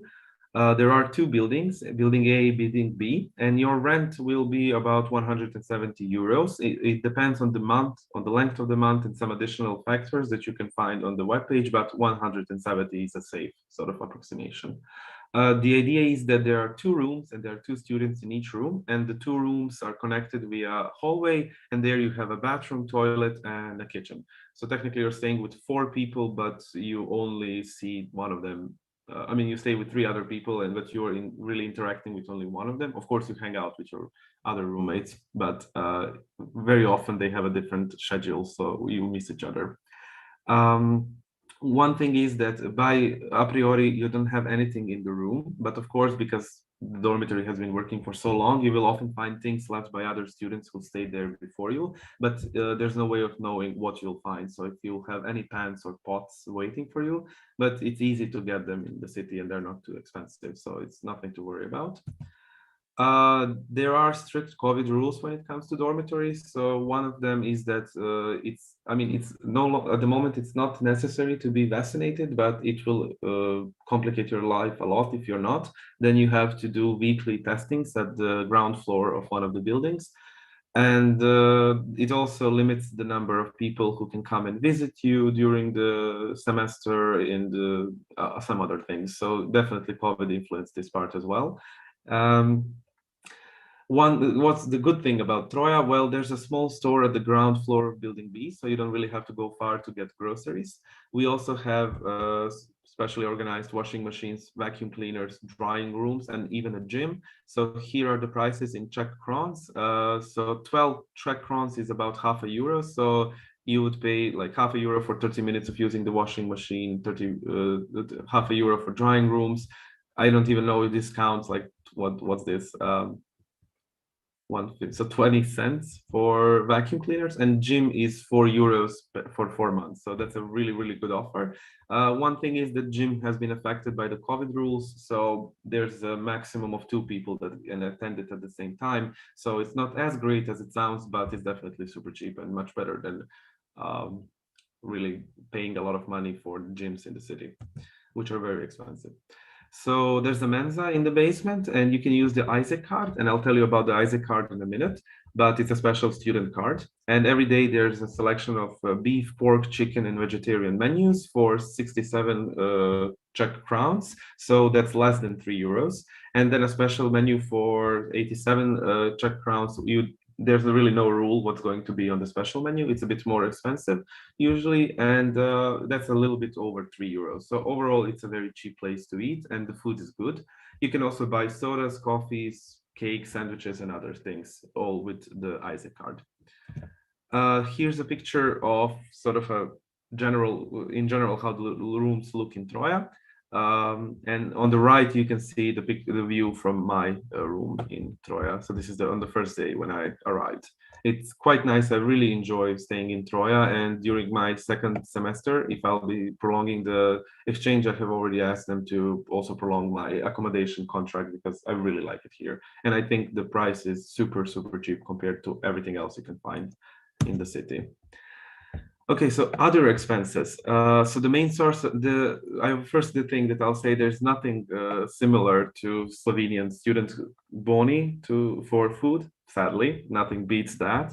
But there is a sort of source of discounts. It's the Isaac card, which I'll show you on the next slide. And it gives you all kinds of discounts. So the main one is the public transport. You can get an official card for 15 euros for 4 months, and then you can use all types of public transport for unlimited amount of time and times during the day. So that's incredibly important because you can't get anywhere here without using at least one bus or a tram because it's just a very big place. You get some discounts for food, but they're not the healthiest. Most of them are fast food restaurants, such as like McDonald's, Einstein Pizza, Burger King, and similar things, KFC. But sometimes it's also nice to have those. There are some limited discounts for travel with Flixbus, Ryanair, and for some electronic devices. So this is how the Isaac card looks like. And this is the app that you can find. So it will list all of the discounts that you can get with the Isaac card in your close proximity.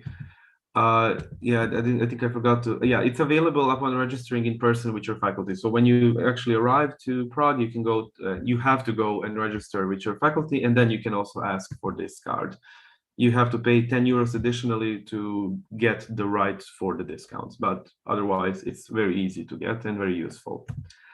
As far as other expenses, so grocery shopping is usually done in Albert, Bila, and Lidl's. It's very similar to Slovenia. Going out, so beer is ridiculously cheap, which makes sense because Czech Republic is famous for the cheap beer, but good beer. It's very good beer. So you can, for like 2 euros, you can get a big beer, and sometimes for even less. It's actually quite impressive. However, on the other side, coffee is expensive for some reason. I'm not sure. So I'm just comparing this to Slovenia. I know that in Koper, we can get coffee for like €1.50, let's say, like a latte. However, here you have to pay around 3 euros in most places I've been, so which is a little bit expensive in my opinion. If you want to go out with friends for food, like lunch or brunch or something similar, you should expect spending at least 15 euros, depending on the place you go. You can go for less, but it will depend on what you actually buy. And clubbing, there's many options for clubbing, and the prices will heavily depend on where you go. Because if you go to sort of a tourist trap, you will pay both the entrance and the clothing fee and the drinks, which is a lot, but there are some places that you can go to with your friends that students know about where you can spend a lot less. So just to wrap everything up, so what are the other things to do in Prague? First of all, the city is absolutely beautiful. So just going for walks is a lot of fun, and it has many beautiful cafes that you can just go to and have coffee and enjoy your time. I think it's very nice to just keep switching them. So you always go to a new place, and it's definitely possible because there's so many of them. Museums and galleries, there's a couple of them. They're all really cool, and you get student discounts with the Isaac card. National Theatre, you can also get cheap seats for most of the plays, ballets, and operas. I've been to a couple of them. It's been a lot of fun. There are always some kind of events in the city, concerts, or for example, as I volunteered at the film festival as soon as I arrived to Prague. And again, clubbing is definitely not a problem. There's many options from clubs to pubs to bars. There's many things to do. There is an European Student Network organization here in Prague, and they make a lot of events for Erasmus students, and they have their Instagram page, their Facebook page. They send you emails with notifications. So that will include travel, sport events, jazz club nights, pub quizzes, city tours, and so on. And also travel is very easy here in Czech Republic because train tickets are extremely cheap. So it's easy to go abroad. A lot of people go to Krakow, Budapest, Brussels, or Vienna, but you can also visit places in Czech Republic such as Kutná Hora, Karlovy Vary, and other big cities such as Brno and Ostrava. So for example, I went last Friday, I went to Kutná Hora with friends, and for both tickets, forward and backwards, I paid together, I think, €3, and Kutná Hora is about 2 hours away. So in conclusion, Prague is a beautiful, vibrant city. It has a lot to offer, and you will meet a lot of people here because it's popular. Charles University is an amazing place, honestly, to study. You have a lot of courses, so I'm sure you'll find something you like. As Theodora mentioned as well, the application procedure is not the easiest, but you should keep going, keep pushing. It will be worth it for sure.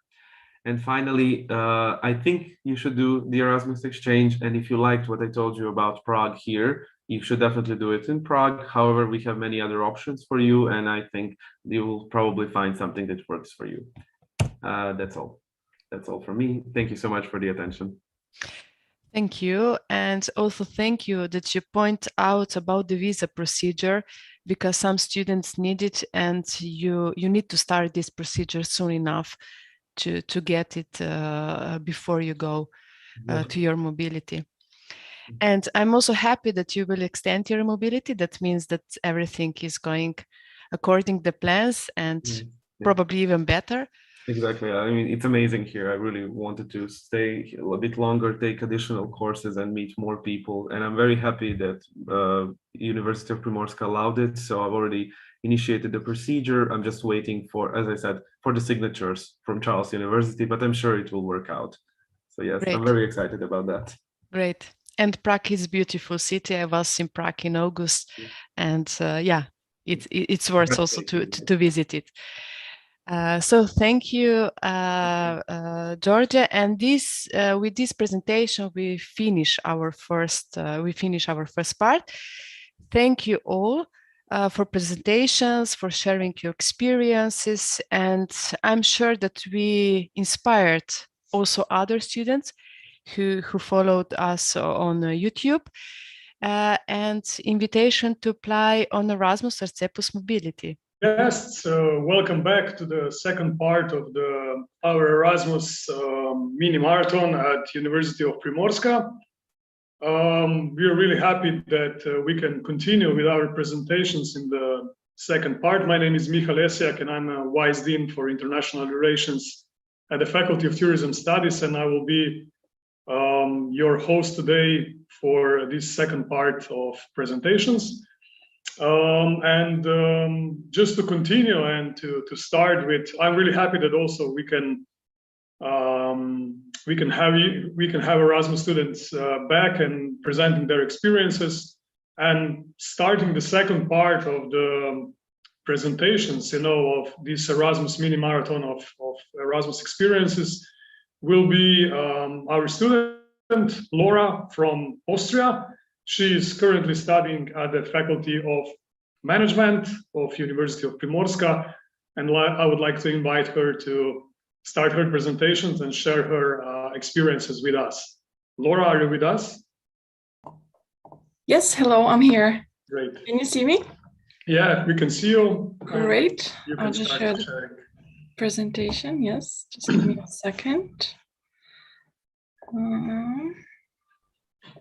Can you see it? Yeah, maybe just yeah, full screen. Screen, yeah. I'm sorry. Yes, perfect. Perfect. Okay. So hello everyone. My name is Laura Hristova, and originally I'm from Bulgaria. However, I've been living in Austria for quite some time now, and this is also where my home university is. It's located in also just as small city as Koper in Upper Austria. It's called Steyr, and I study global sales and marketing. And I'm here during my 3rd semester, so that's my 2nd year of my studies at the Faculty of Management in Koper. And I would like to keep this presentation rather concise. I don't want to bore anyone. So if anyone has questions, feel free at the end, you can ask me. And here is also my email where you can contact me for any questions that you might have. So why I chose the University of Primorska in Koper. First of all, it was also due to the location. It's located near the sea, and that means that during the winter semester the weather is quite mild and not as cold. Also, it's located right at the border to Italy and Croatia. And during my Erasmus, I wanted to also explore the neighboring countries, and it just offered a nice, it was just nice so I can travel also during my Erasmus semester. Also, there were very interesting subjects such as, and there are still, for example, marketing, e-marketing, and financial markets. As I'm studying I'm doing a business degree that interests me a lot. And another aspect that I really like about how they're taught here, the subjects, is that they're not only theoretically based, but have also practical applications. And also there are tutorials where there are different exercises that we do. So we sort of apply the theory we've learned during lectures into more theoretical and practical sense.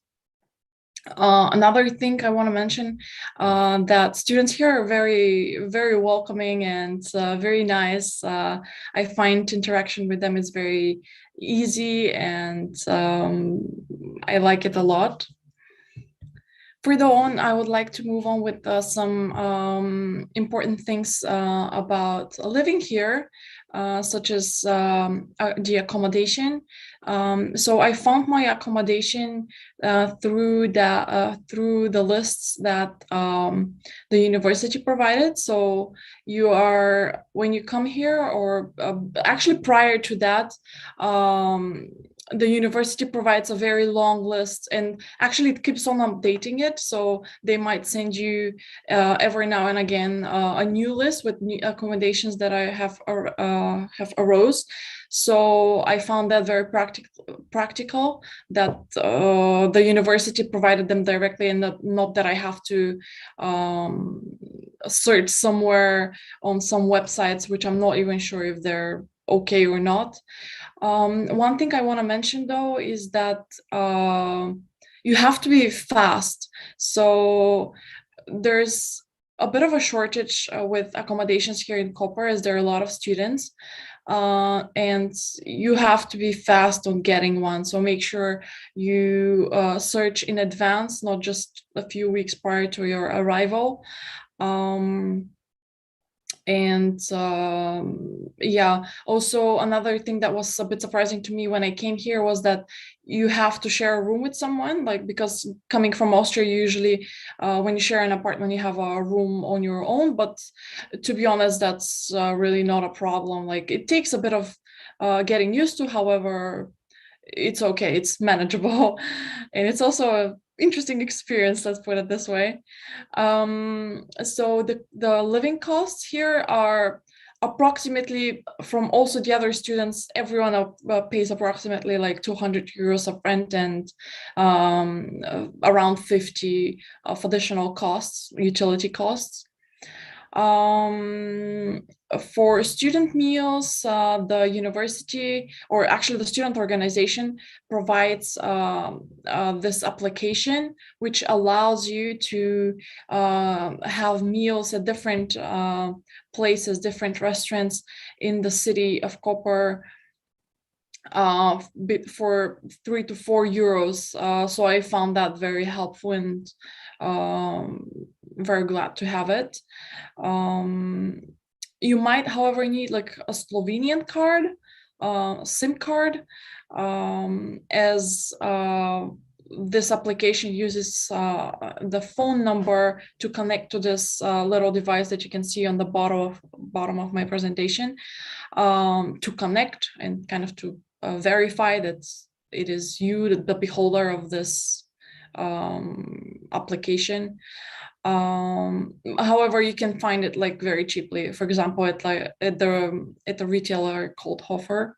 Also, I find there are a lot of places to shop, as in like grocery shopping, such as Hofer, Spar, Lidl, Mercator, which is their own Slovenian supermarket here, and is not that expensive, to be honest. Like, it's okay.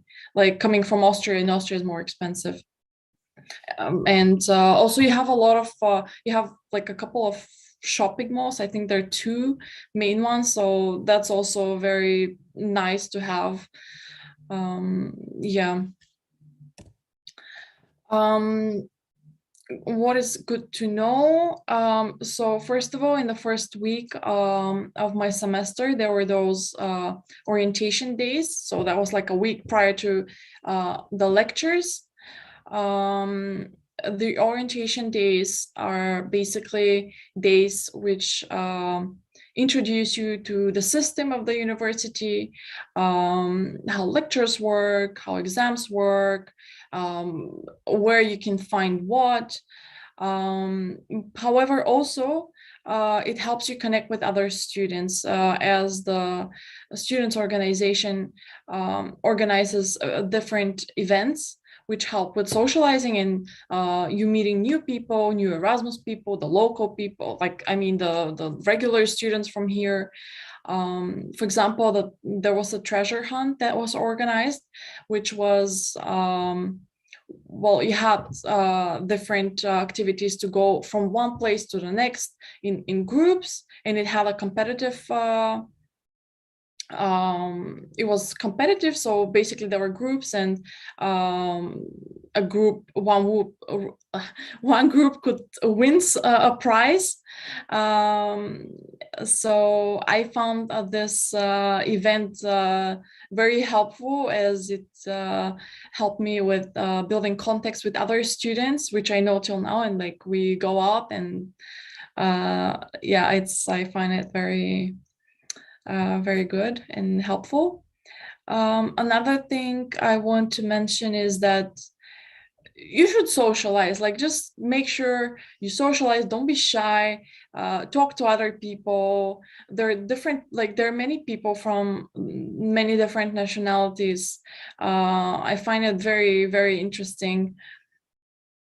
And just make sure you meet other people, because that's also one of the main points of having an Erasmus, right? And next point I want to make is do travel, because that's also one of the goals, at least in my opinion, for having an Erasmus semester.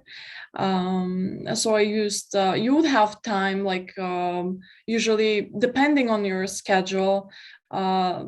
However, many times there is enough time to travel. So meet new people, go travel with them to, I'll mention in the next slide which places I do recommend for visiting.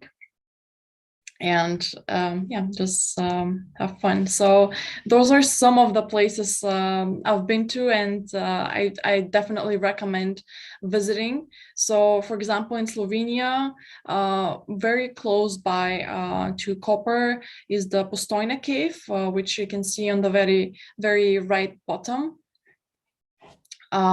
It's truly something, this picture cannot even like describe the how big this cave is. Like honestly, this is like one of the most mesmerizing things I've ever seen in my life. And on the top right, this is very close by to the Postojna cave, is the Predjamski castle. this is also, it's a castle situated right at the rock. You can sort of see it on the picture. However, in life, it's even more stunning than that. Then Ljubljana, the capital, definitely worth a visit. There's actually, like, during in the early months when it wasn't so cold and there weren't the COVID restrictions weren't so strict, we went to Ljubljana and had went to a couple of parties, and so there are good parties there. There are different types of clubs, so everyone can find a club, a place for their preference of music. Also, I have a picture here of Venice right below it, as is not as far away from Koper, so I do recommend that when you have a couple of more days free. I do recommend a visit. It's close by. Also, Trieste is just right at the border. Then right next to it on the right, I have a picture of Zagreb, which is in Croatia, the capital of Croatia, also not so far away, 2 hours or so. A very beautiful city. On the bottom left, I have Lake Bled. This is one of the symbols of Slovenia. And it's very beautiful. Also, it's right at the foot of the mountains, so very beautiful scenery. I do definitely recommend a visit. So that's about what I wanted to talk about. If you have any questions, something wasn't answered, or you have another question, just feel free to ask me. Yeah, perfect, Laura. Thank you very much. It was really a great presentation, really also nice PowerPoint. There is one question from the YouTube channel, and the question is, are all the classes in English language? And how you communicate with your coordinators or tutors or those who are helping you with the study process?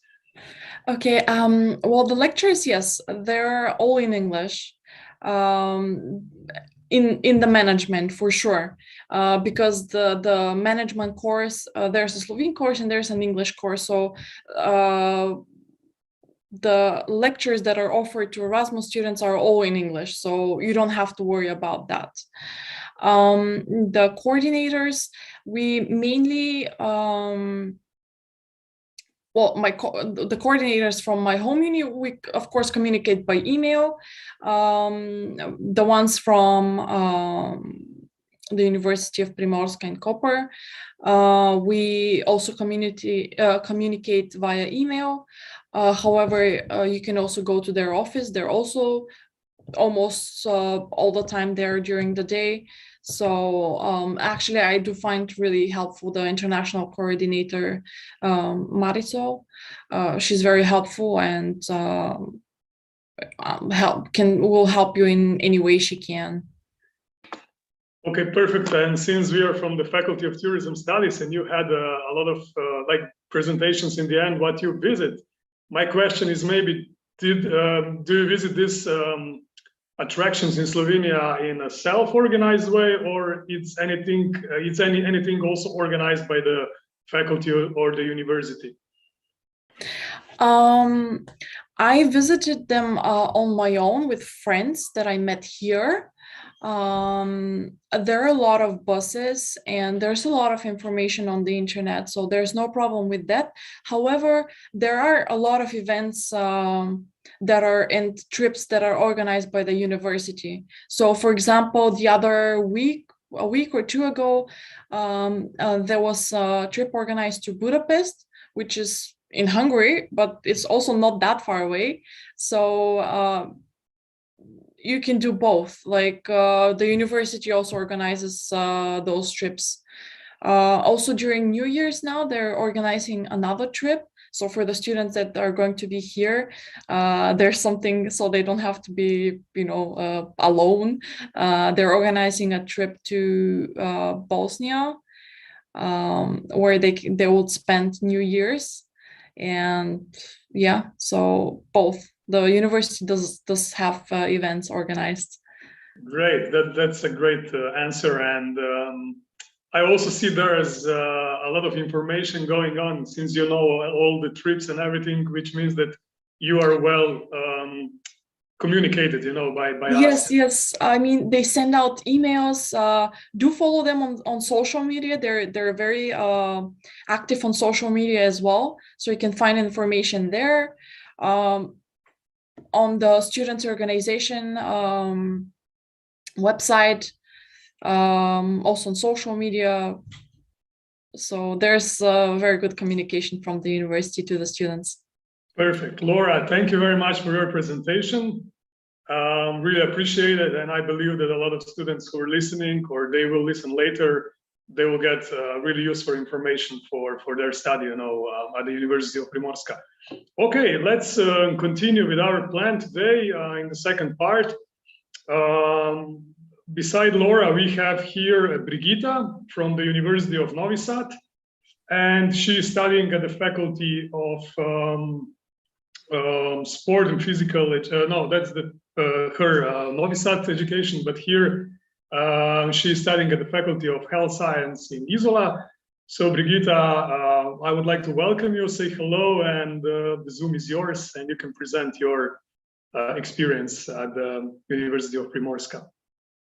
Okay, thank you very much for inviting. It's an honor and pleasure that I can speak about my exchange program here. I would like to share a PowerPoint presentation. You can see it? Yes, we can see it, thanks. Okay, so my name is Brigitta Banjac and I'm coming from Serbia. I'm studying at the University of Novi Sad at the Faculty of Sport and Physical Education in the field of physical education and sport. Now I'm a third year of PhD student. And also this semester, I have an opportunity that I could come here to Slovenia to study here at the University of Primorska, the Faculty of Health Sciences in the field of kinesiology. My history was that I applied for 3 times from 2019 till 2021, but it was twice canceled due to the COVID pandemic. And finally now this year I am here, and I like here so much that I even prolong my staying. So it was first planned for 3 months, but now it will be 4. Why I choose this university? Because my wish was to come here to Slovenia to study. And I checked at the university which agreement we have. And through CEPUS, they had an agreement with the University of Primorska. I read about them, and this university has an excellent reputation, and also the faculty. And also I was interested in kinesiology, that I was interested about the little difference about the curriculum for sport and physical education and for kinesiology.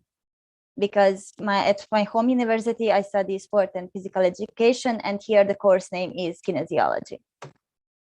So I come with the CEPUS program. It's a program for students and universities, and they have an opportunity to go abroad for an exchange program. They have more than 50 member states included.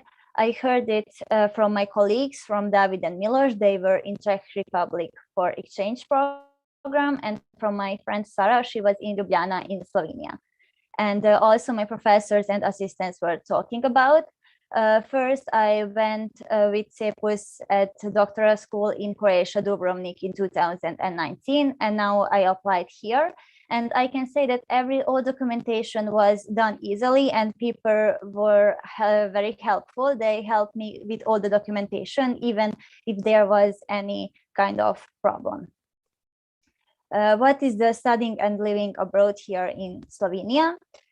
First, we had the preparation days. It consisted of online events, and it lasted for 2 weeks, and also included a 30-hour online Slovene language course, with which we could learn the basic words in Slovenian. And also we get a lot of information about the Slovene culture, habits, environments, the life on the Slovenian coast, the tutoring system at the faculty, about the accommodation, sport activities, of course, and all the documents that we need to do. And I really like that they were students who talk about their experience, about how it is to study here in the University of Primorska. My experience at the faculty is very good. I really like the infrastructure of the faculty. The classrooms are very well equipped. The staff at the university are very high quality professors and scientists. All the members are very kind and very helpful, and they are always helping me if I have any kind of problem, because I don't have here any less lessons, because I have only my dissertation left. But I went to some classes, and I can say that those classes were very interesting and student oriented, all the theoretical and the practical classes also. So they usually work in a small groups. About the living, unfortunately, there were no empty space in a student dormitory, but the University of Primorska helped me to find an accommodation. The cost for the apartment is 250 plus 90 euros. The monthly bus ticket is 25, and the students' meals with the coupons are from 3 to 4 euros per day. The COVID situation is that we need to have we need to be vaccinated or to have a test. For me, it wasn't so much difficult because I was vaccinated, but all the other people must have to take tests. And of course, we have to wear mask inside, but not outside on the streets. My accommodation is in Isola. These are some pictures what I take in October and also these days in December. Some useful informations are for the students' boni. These are the students' coupons for the students' meals. We can use it in restaurants, and we get the meal cheaper. We use some application in our phones for that. The bus card is very interesting because we can get a monthly ticket for 25 euros, and with that we can travel all around Slovenia. So it's very amazing that we can travel in all around Slovenia with that one card. And also I would like to mention the shop. It's a student organization. If students have some problems, they can go there to find a solution. Another important thing is the Sportup. They organize sports activities for free. We only need to have a valid student ID card and to reserve our place, because during the COVID, they have a limited place in every kind of activity. Like they are doing yoga, basketball, volleyball, swimming, etc. So a lot of things. And we have to go to their site and just reserve our places. And then if we have free time, we can of course travel, because we have that kind of card here, what's allow us. First, I traveled to Koper, it's nearby Isola. These are also some pictures of it from the center, the park. Then I traveled to Bled. Bled is a beautiful lake. I would like to encourage everyone who has an opportunity to go there and visit. And of course, to the capital city of Slovenia, to Ljubljana. These are some pictures at winter. There's a lot of snow, and in November with sunshine. So why is good to be an exchange student? Because you can meet a lot of new culture. You can learn how to adapt in a new environment, to learn about diverse ideas of life and career, and this opens your horizons, and it helps you to grow, help you to think in a bigger picture. Also, you can make new friends from all around the world. And the most important is that you will have some wonderful memories which just can't be described. It's only that can give you the exchange program. Here are just some pictures about the traveling, about friends, and about the environment here in Slovenia. I would like to give two advice for the future exchange programs and who would like to go. The first is that if you're afraid because of the language, please don't be, because this is not a problem. I speak 3 languages. My mother language is Hungarian. Ez így van, tehát befejeztem az általános és középiskolát is magyar nyelven, but I finished elementary and high school on Hungarian. I learned Serbian.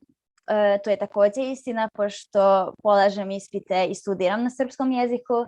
that I studied in Serbian language, and I taking all my exams on Serbian, and also I learned English. And when I arrived here, I didn't understand anything of Slovenian, but people are very kind here and very helpful. So first I try on Serbian. If it's not going well, then on English, or if it's not going well, then I try to gesticulate, to use my arms and body language, and it's always, there's a way to communicate with people. So if you are afraid to go abroad because of the language, please don't be, that's really not a problem.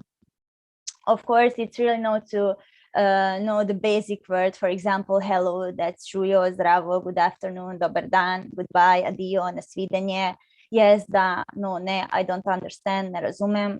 Do you speak English? Ali govorite angleško? Sorry, oprostite, please, prosim, thank you, hvala, ali hvala lepa. These are just some few words what you can learn, and you will be understand a lot here. And the second tip is that if you think that it will be a bad experience, it will not be. It will not be bored, and you will not feel lonely.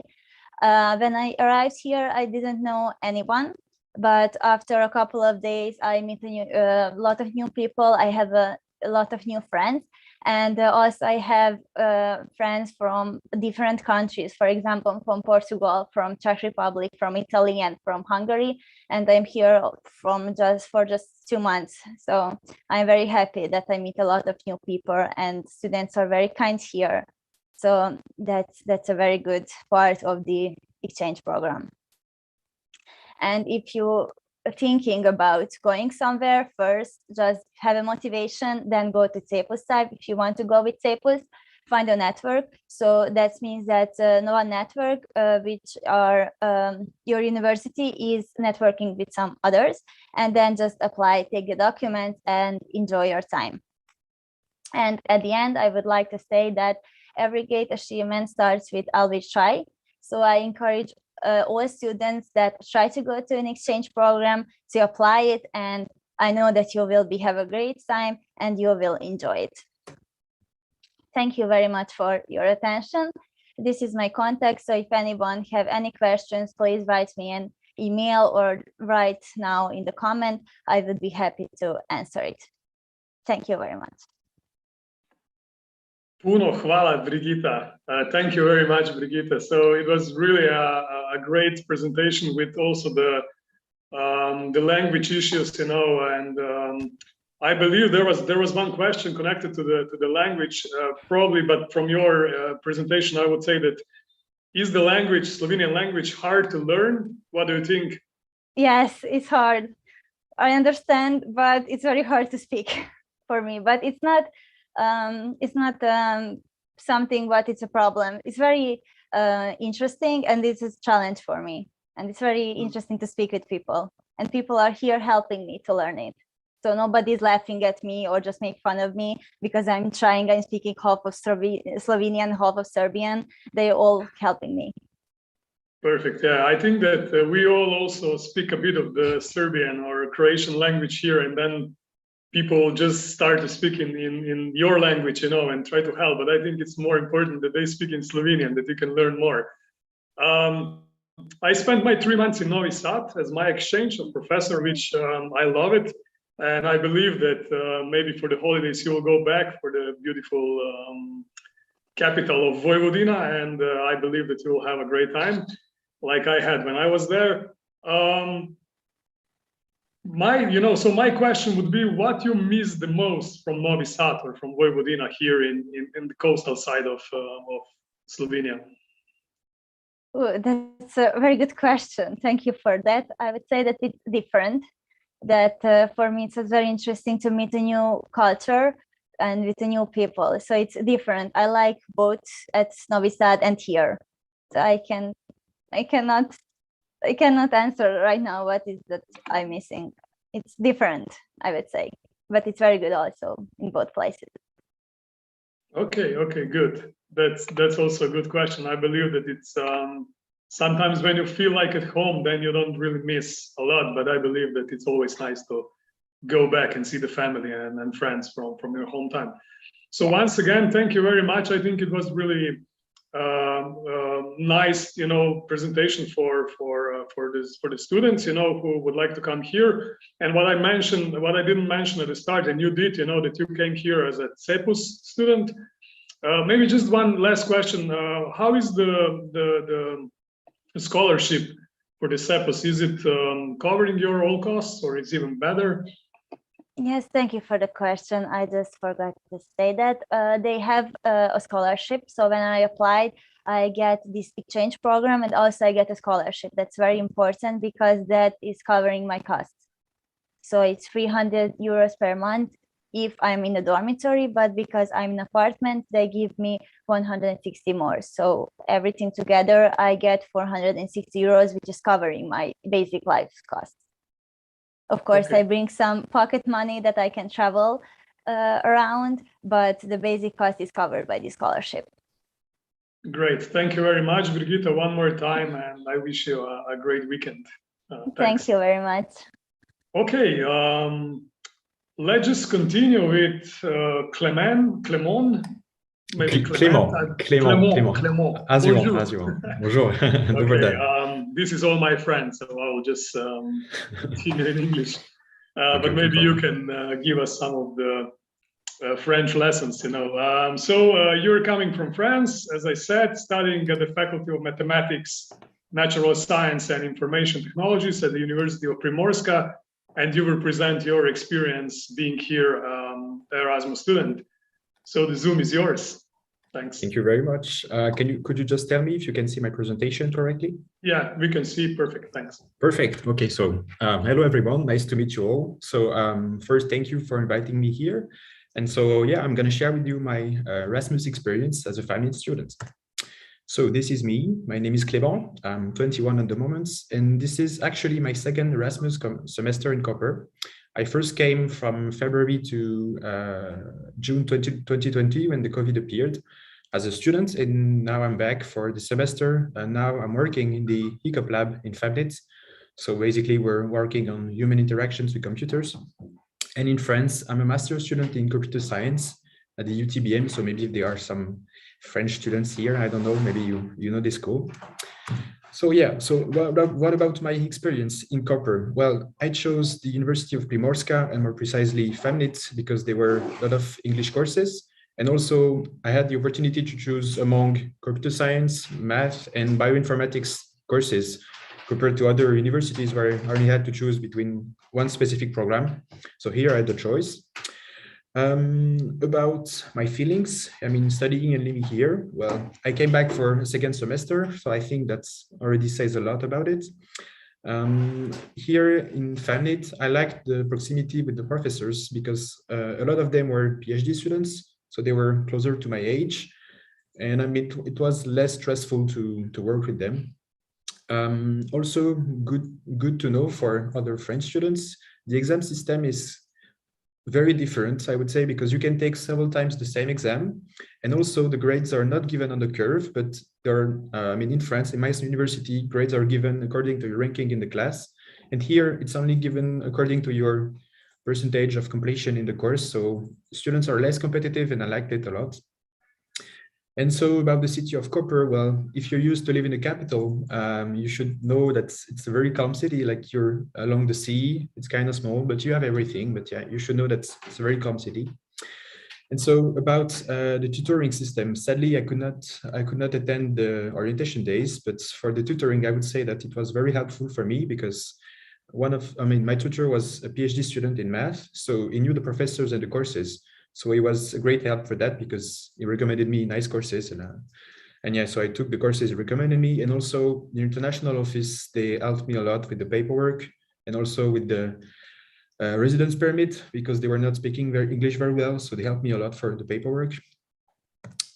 Now about the accommodation, I would say that you should find an apartment as soon as possible. Even more if you want to live in the center of Koper, because apartments are hard to find. So if you're coming from September to February, you can maybe find one on Airbnb, but if you cannot, you should apply at Villa Domus. But the same, there are not many places left, so you should apply as soon as possible.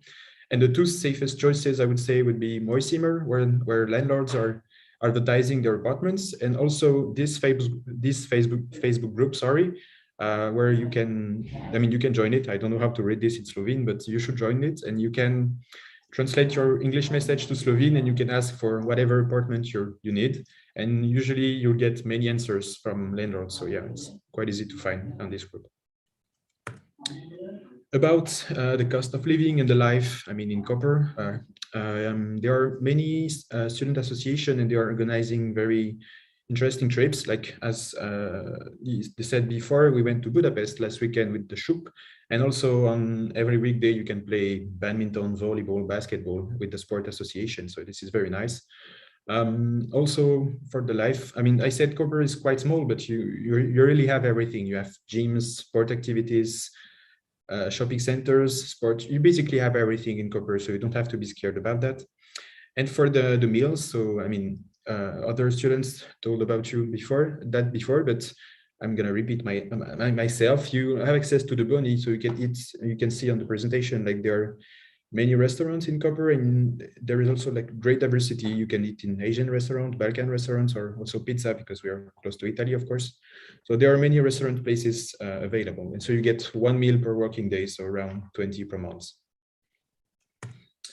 Now about the cuisine, the culture, and the stereotypes I had before coming here. Here are some of the 3 Balkan dishes I tried when I came. Those are very good, and you should absolutely try them when you come. About the stereotypes I had, I didn't know much about the Balkan history and everything, but I thought that I would meet only Slovene students and Erasmus students. But when you arrive, you realize that there are way more Macedonian, Serbian, Bosnian students than Slovene. So it was very interesting for me. I didn't know that there were so many students coming from the Balkans to Slovenia. And so about the public transport, I would recommend that you can find an apartment at the center, but if you cannot, and you can only find one in the happy part of Koper, you can take the bus, and it's not that very expensive. And yes, I think that's it for this part. So the life after lectures, they showed you pictures before. I'm going to show you other pictures, but you can travel in Slovenia. The country is very beautiful. You have many landscapes. Though this is the Blades Lake that you've seen before. This is Bohin Lakes. I don't think you've seen it before. And those are 1 hour, 30 minutes away from Koper. So you can rent a car or take the bus. Also, if you bring your car, you should know that you will have to pay the vignetta, and it's quite expensive. So you should know that before.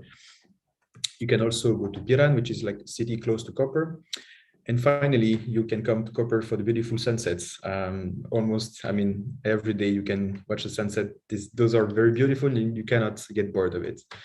What else? In Koper, you also have many cafes and bars along the sea, even though at the moment they're closing at 10. So if you come later and maybe the COVID is not a problem anymore, you can enjoy them during the night.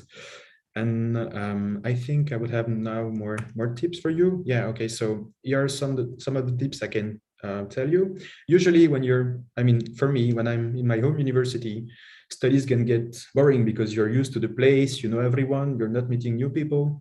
So basically the semester is kind of long, but when you're on Erasmus semester, you realize that you're meeting new people, having parties, etc., etc. So time flies fast. So you should know that before coming here, and you should embrace every opportunity you have and travel as much as possible, because 6 months is very, very short. About housing, I would recommend finding an apartment as soon as possible. For me, for instance, I arrived in September because of my internship instead of October when the semester is starting, and I couldn't find an apartment in Koper. So I was living in Trieste, and I had to take the car to come to Koper for the whole month of September. So yeah, I advise you to find an apartment as soon as possible. And if you can find a shared apartment, you can easily meet Erasmus people, like at the beginning, without having to attend anything. So, and keep please also a private room so you can get your own space. And yeah, if you're still hesitating, like, please trust us. You've seen many presentations before. We're not getting paid for this. We like, for real, you should try the Erasmus experience. You meet new people, you'll grow as a human. Yeah, you should definitely try it. And for the language, I attended the Slovene course, and I can say that it's very hard to learn because I only knew French, English, and a bit of Spanish before coming here, and Slovene is hard to learn for me. So yeah, anyway, if you cannot speak Slovene, usually people speak English, so it's going to be fine. But yeah, you should know that before coming here. And that's it for my presentations. Thank you for your attention. And if you have any questions, I'll be glad to answer them. Yeah, thank you. Thank you very much for the presentation. I think it was really useful for those who are studying in Koper, but you also showed us that you are traveling a bit around the Slovenian coast and also some other destination. Did you already visit Ljubljana? Yeah, I did. I just didn't have any nice pictures to put, but I did. Yeah, of course. Yeah. Okay. How did you like it? Well, I liked it, but I thought it would be actually bigger, but I liked it. Yeah, it was nice. Okay, and maybe just from the, I also asked before, the courses, the faculty, since these are the natural science, are they all in English, or maybe you have some consultations or? Well, I had the choice, so I only chose English courses, but I know some Erasmus students that didn't have the choice, so they have to do their assignments alone at home, even because the courses are in Slovene. So yeah, if you can take English courses, it will be, of course, easier for you, but it can happen that you will have Slovene courses, yeah. Good, and maybe just, coming from France, it's a bit different environment here. Do you find this culture like really different, or there are any similarities? I don't know about the culture, but I really like I mean, living here along the sea with people here, I mean, everyone is friendly, and I'm just missing the food, to be honest, because I'm not used to, I mean, you're close to Italy, so you have a lot of pizza, and the Balkan food is nice, but yeah, I'm missing the food, to be honest. Okay, good. Are you going home for the holidays, or you're staying here? Yeah, actually I am. Yeah. Perfect. So probably most of the Erasmus students will probably go home, or the international students.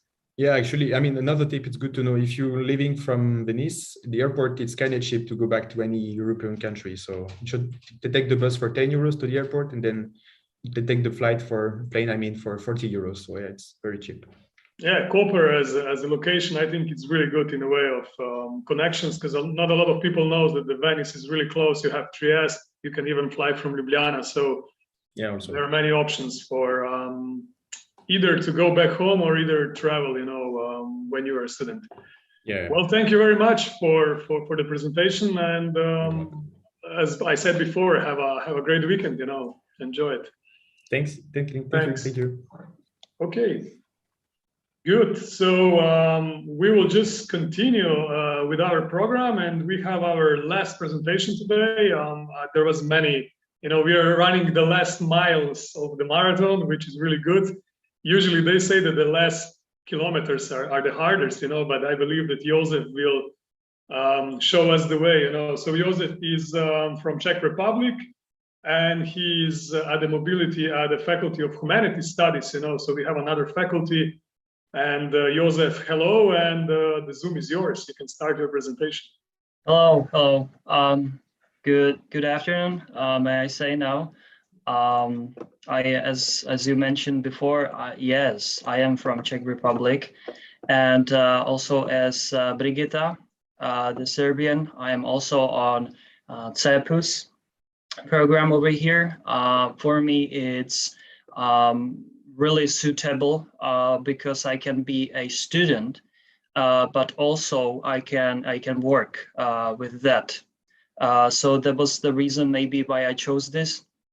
And I am from the capital city, which is Prague. It's in the middle of Czech Republic. And yes, I study at the Faculty of Humanities, FUHUŠ in shortcut. I still learn Slovene languages. I will not try to say it in a full way, but this faculty is really nice. So as I said, I am English conversation teacher. I am teaching some kids and teenagers online, and plus I study here in Slovenia. So for me, it's has nothing changed in my lifestyle. I just do the same stuff over here, but I am in totally different country.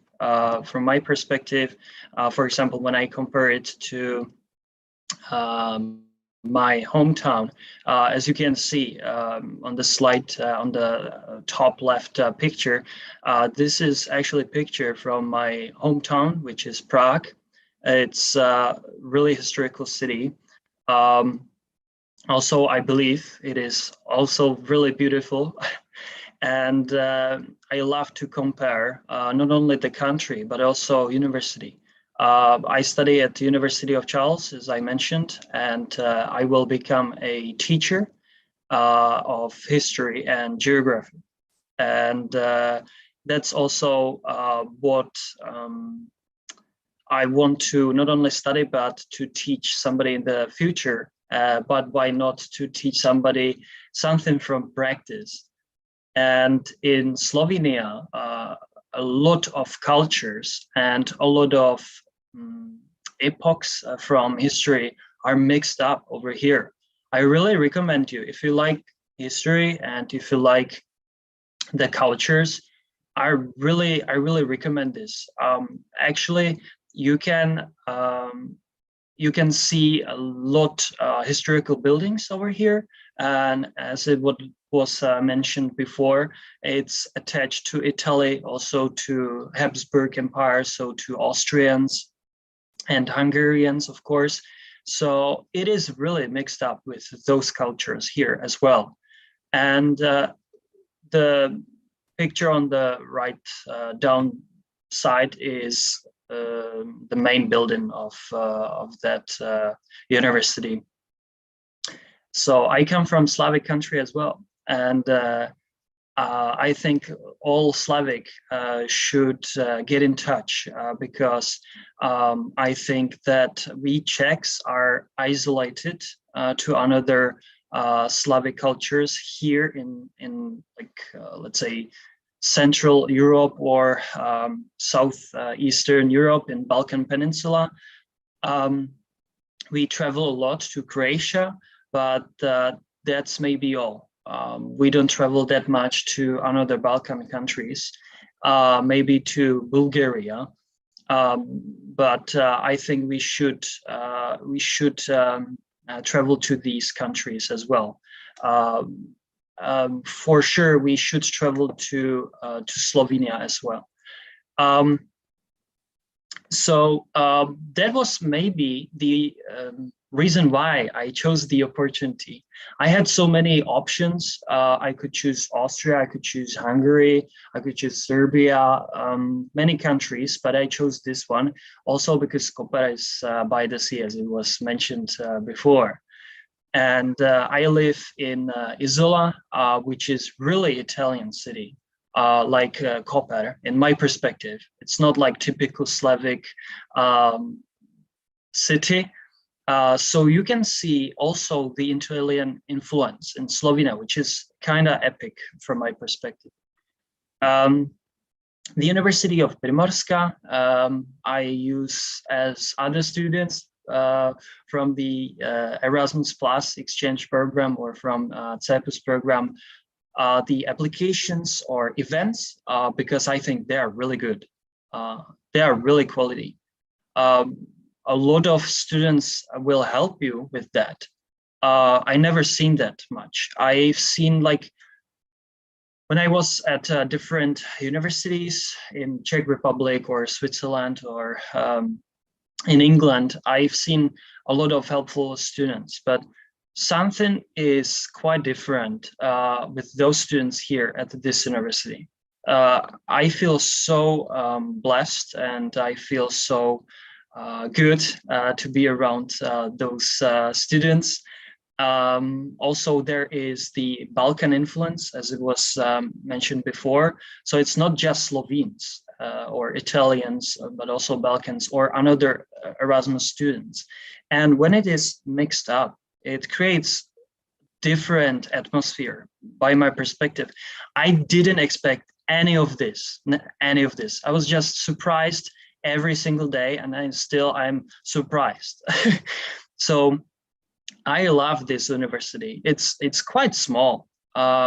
Also, the events are not that big. It's not grand, but I prefer this because you can talk more to local teachers, professors, And that's really pleasant, because you will get more information and you will get more access than at normal universities, maybe. But I don't know much universities. I just know my university in Czech Republic well. So when I compare it to mine, there is a really strong difference. And I love Slovenes so much. When I talk to other Slovenes, they don't think that Slovenes are that nice. I don't know why, in some way, but maybe I met wrong people, wrong Slovenes, maybe. But from my perspective, I really love them.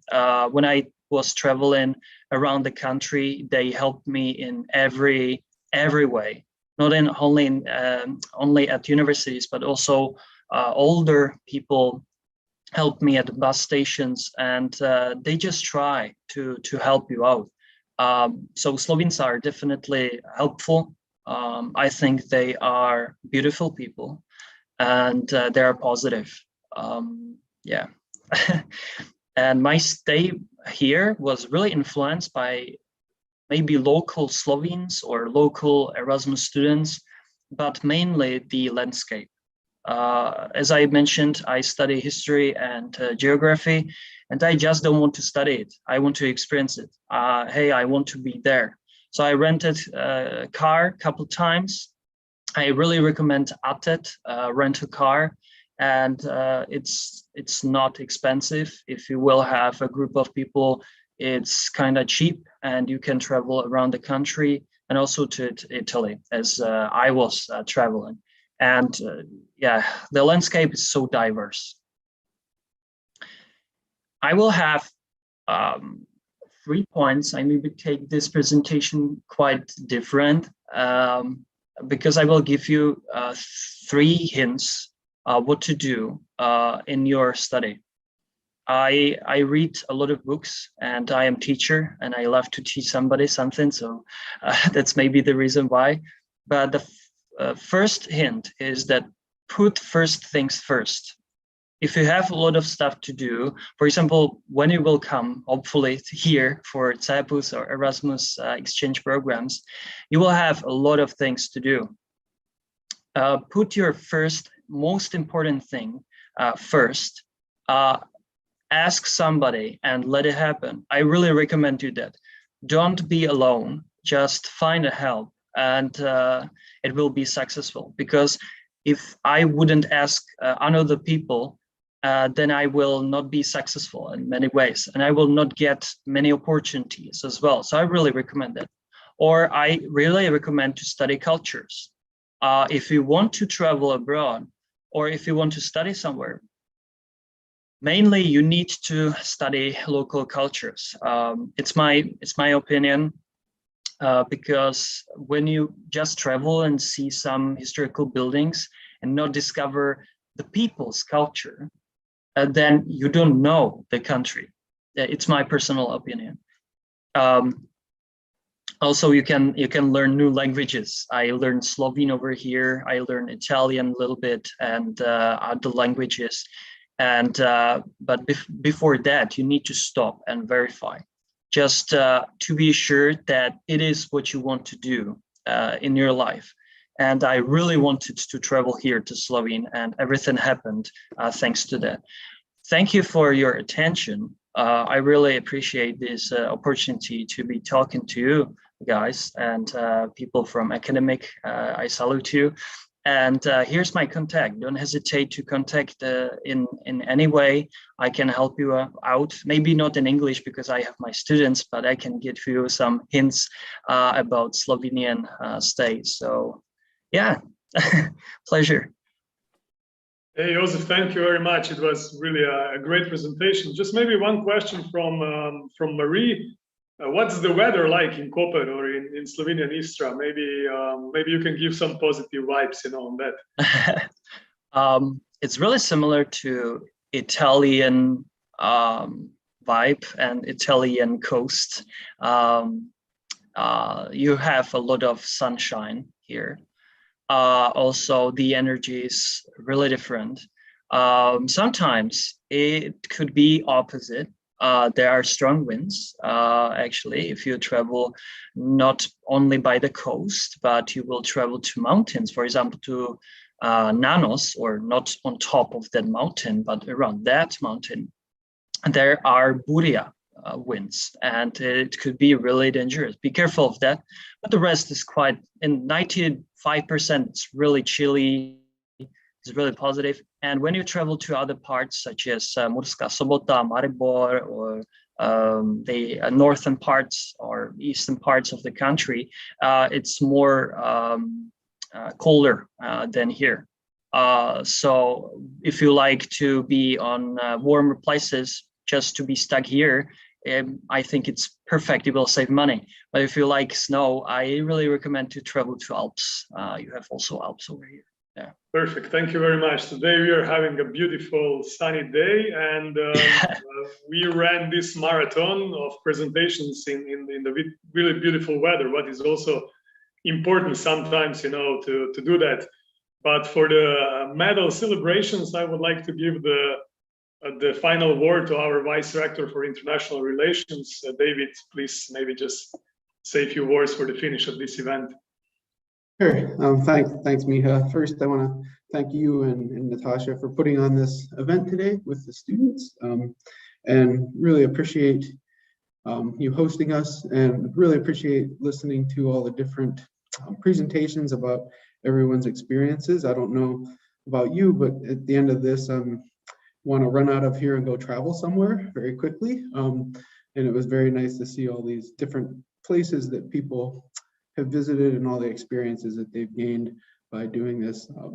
It's definitely, a very important thing to make these connections with different cultures and understand other cultures to better understand the world, for sure. And I'm really impressed with the students and the activities that they did during these mobilities, both for research and for educational mobilities.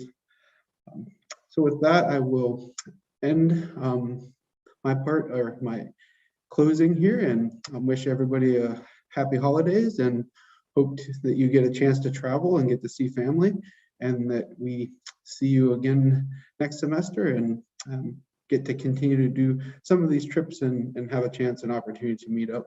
And to let you know that all the coordinators at each faculty are there to assist you, and they have been doing this very well. But our office here at the university is also here. If you have questions, feel free to shoot me an email or any of the other staff, and we will do our best to help you out. So take care and have a very nice day and weekend. Yeah, thank you very much. And maybe just the final word of from Natasha, because she was the one putting all this together. We just helped, and I really would like to thank her, and maybe just give her like the last word to finish this, and then we can all go for a weekend, and of course have like Vice Rector said, a great holidays. Yeah, thank you, Miha. I would like just to thank to all students who prepared this kind of presentation. And I'm sure that we motivate students, and those who followed us on YouTube could hear a lot of useful information. So just a great thanks to all. And I also wish you a nice weekend and happy holidays. Great, thank you very much. I will finish as a second part host, and also say that we will put the presentations on our YouTube channel, so all the others who didn't listen today, they could do that later too. So one more time, thank you very much, all the students. Have a great weekend and happy holidays, and hopefully this will become a traditional event, and we can maybe meet again with some other students next year. All the best, and goodbye.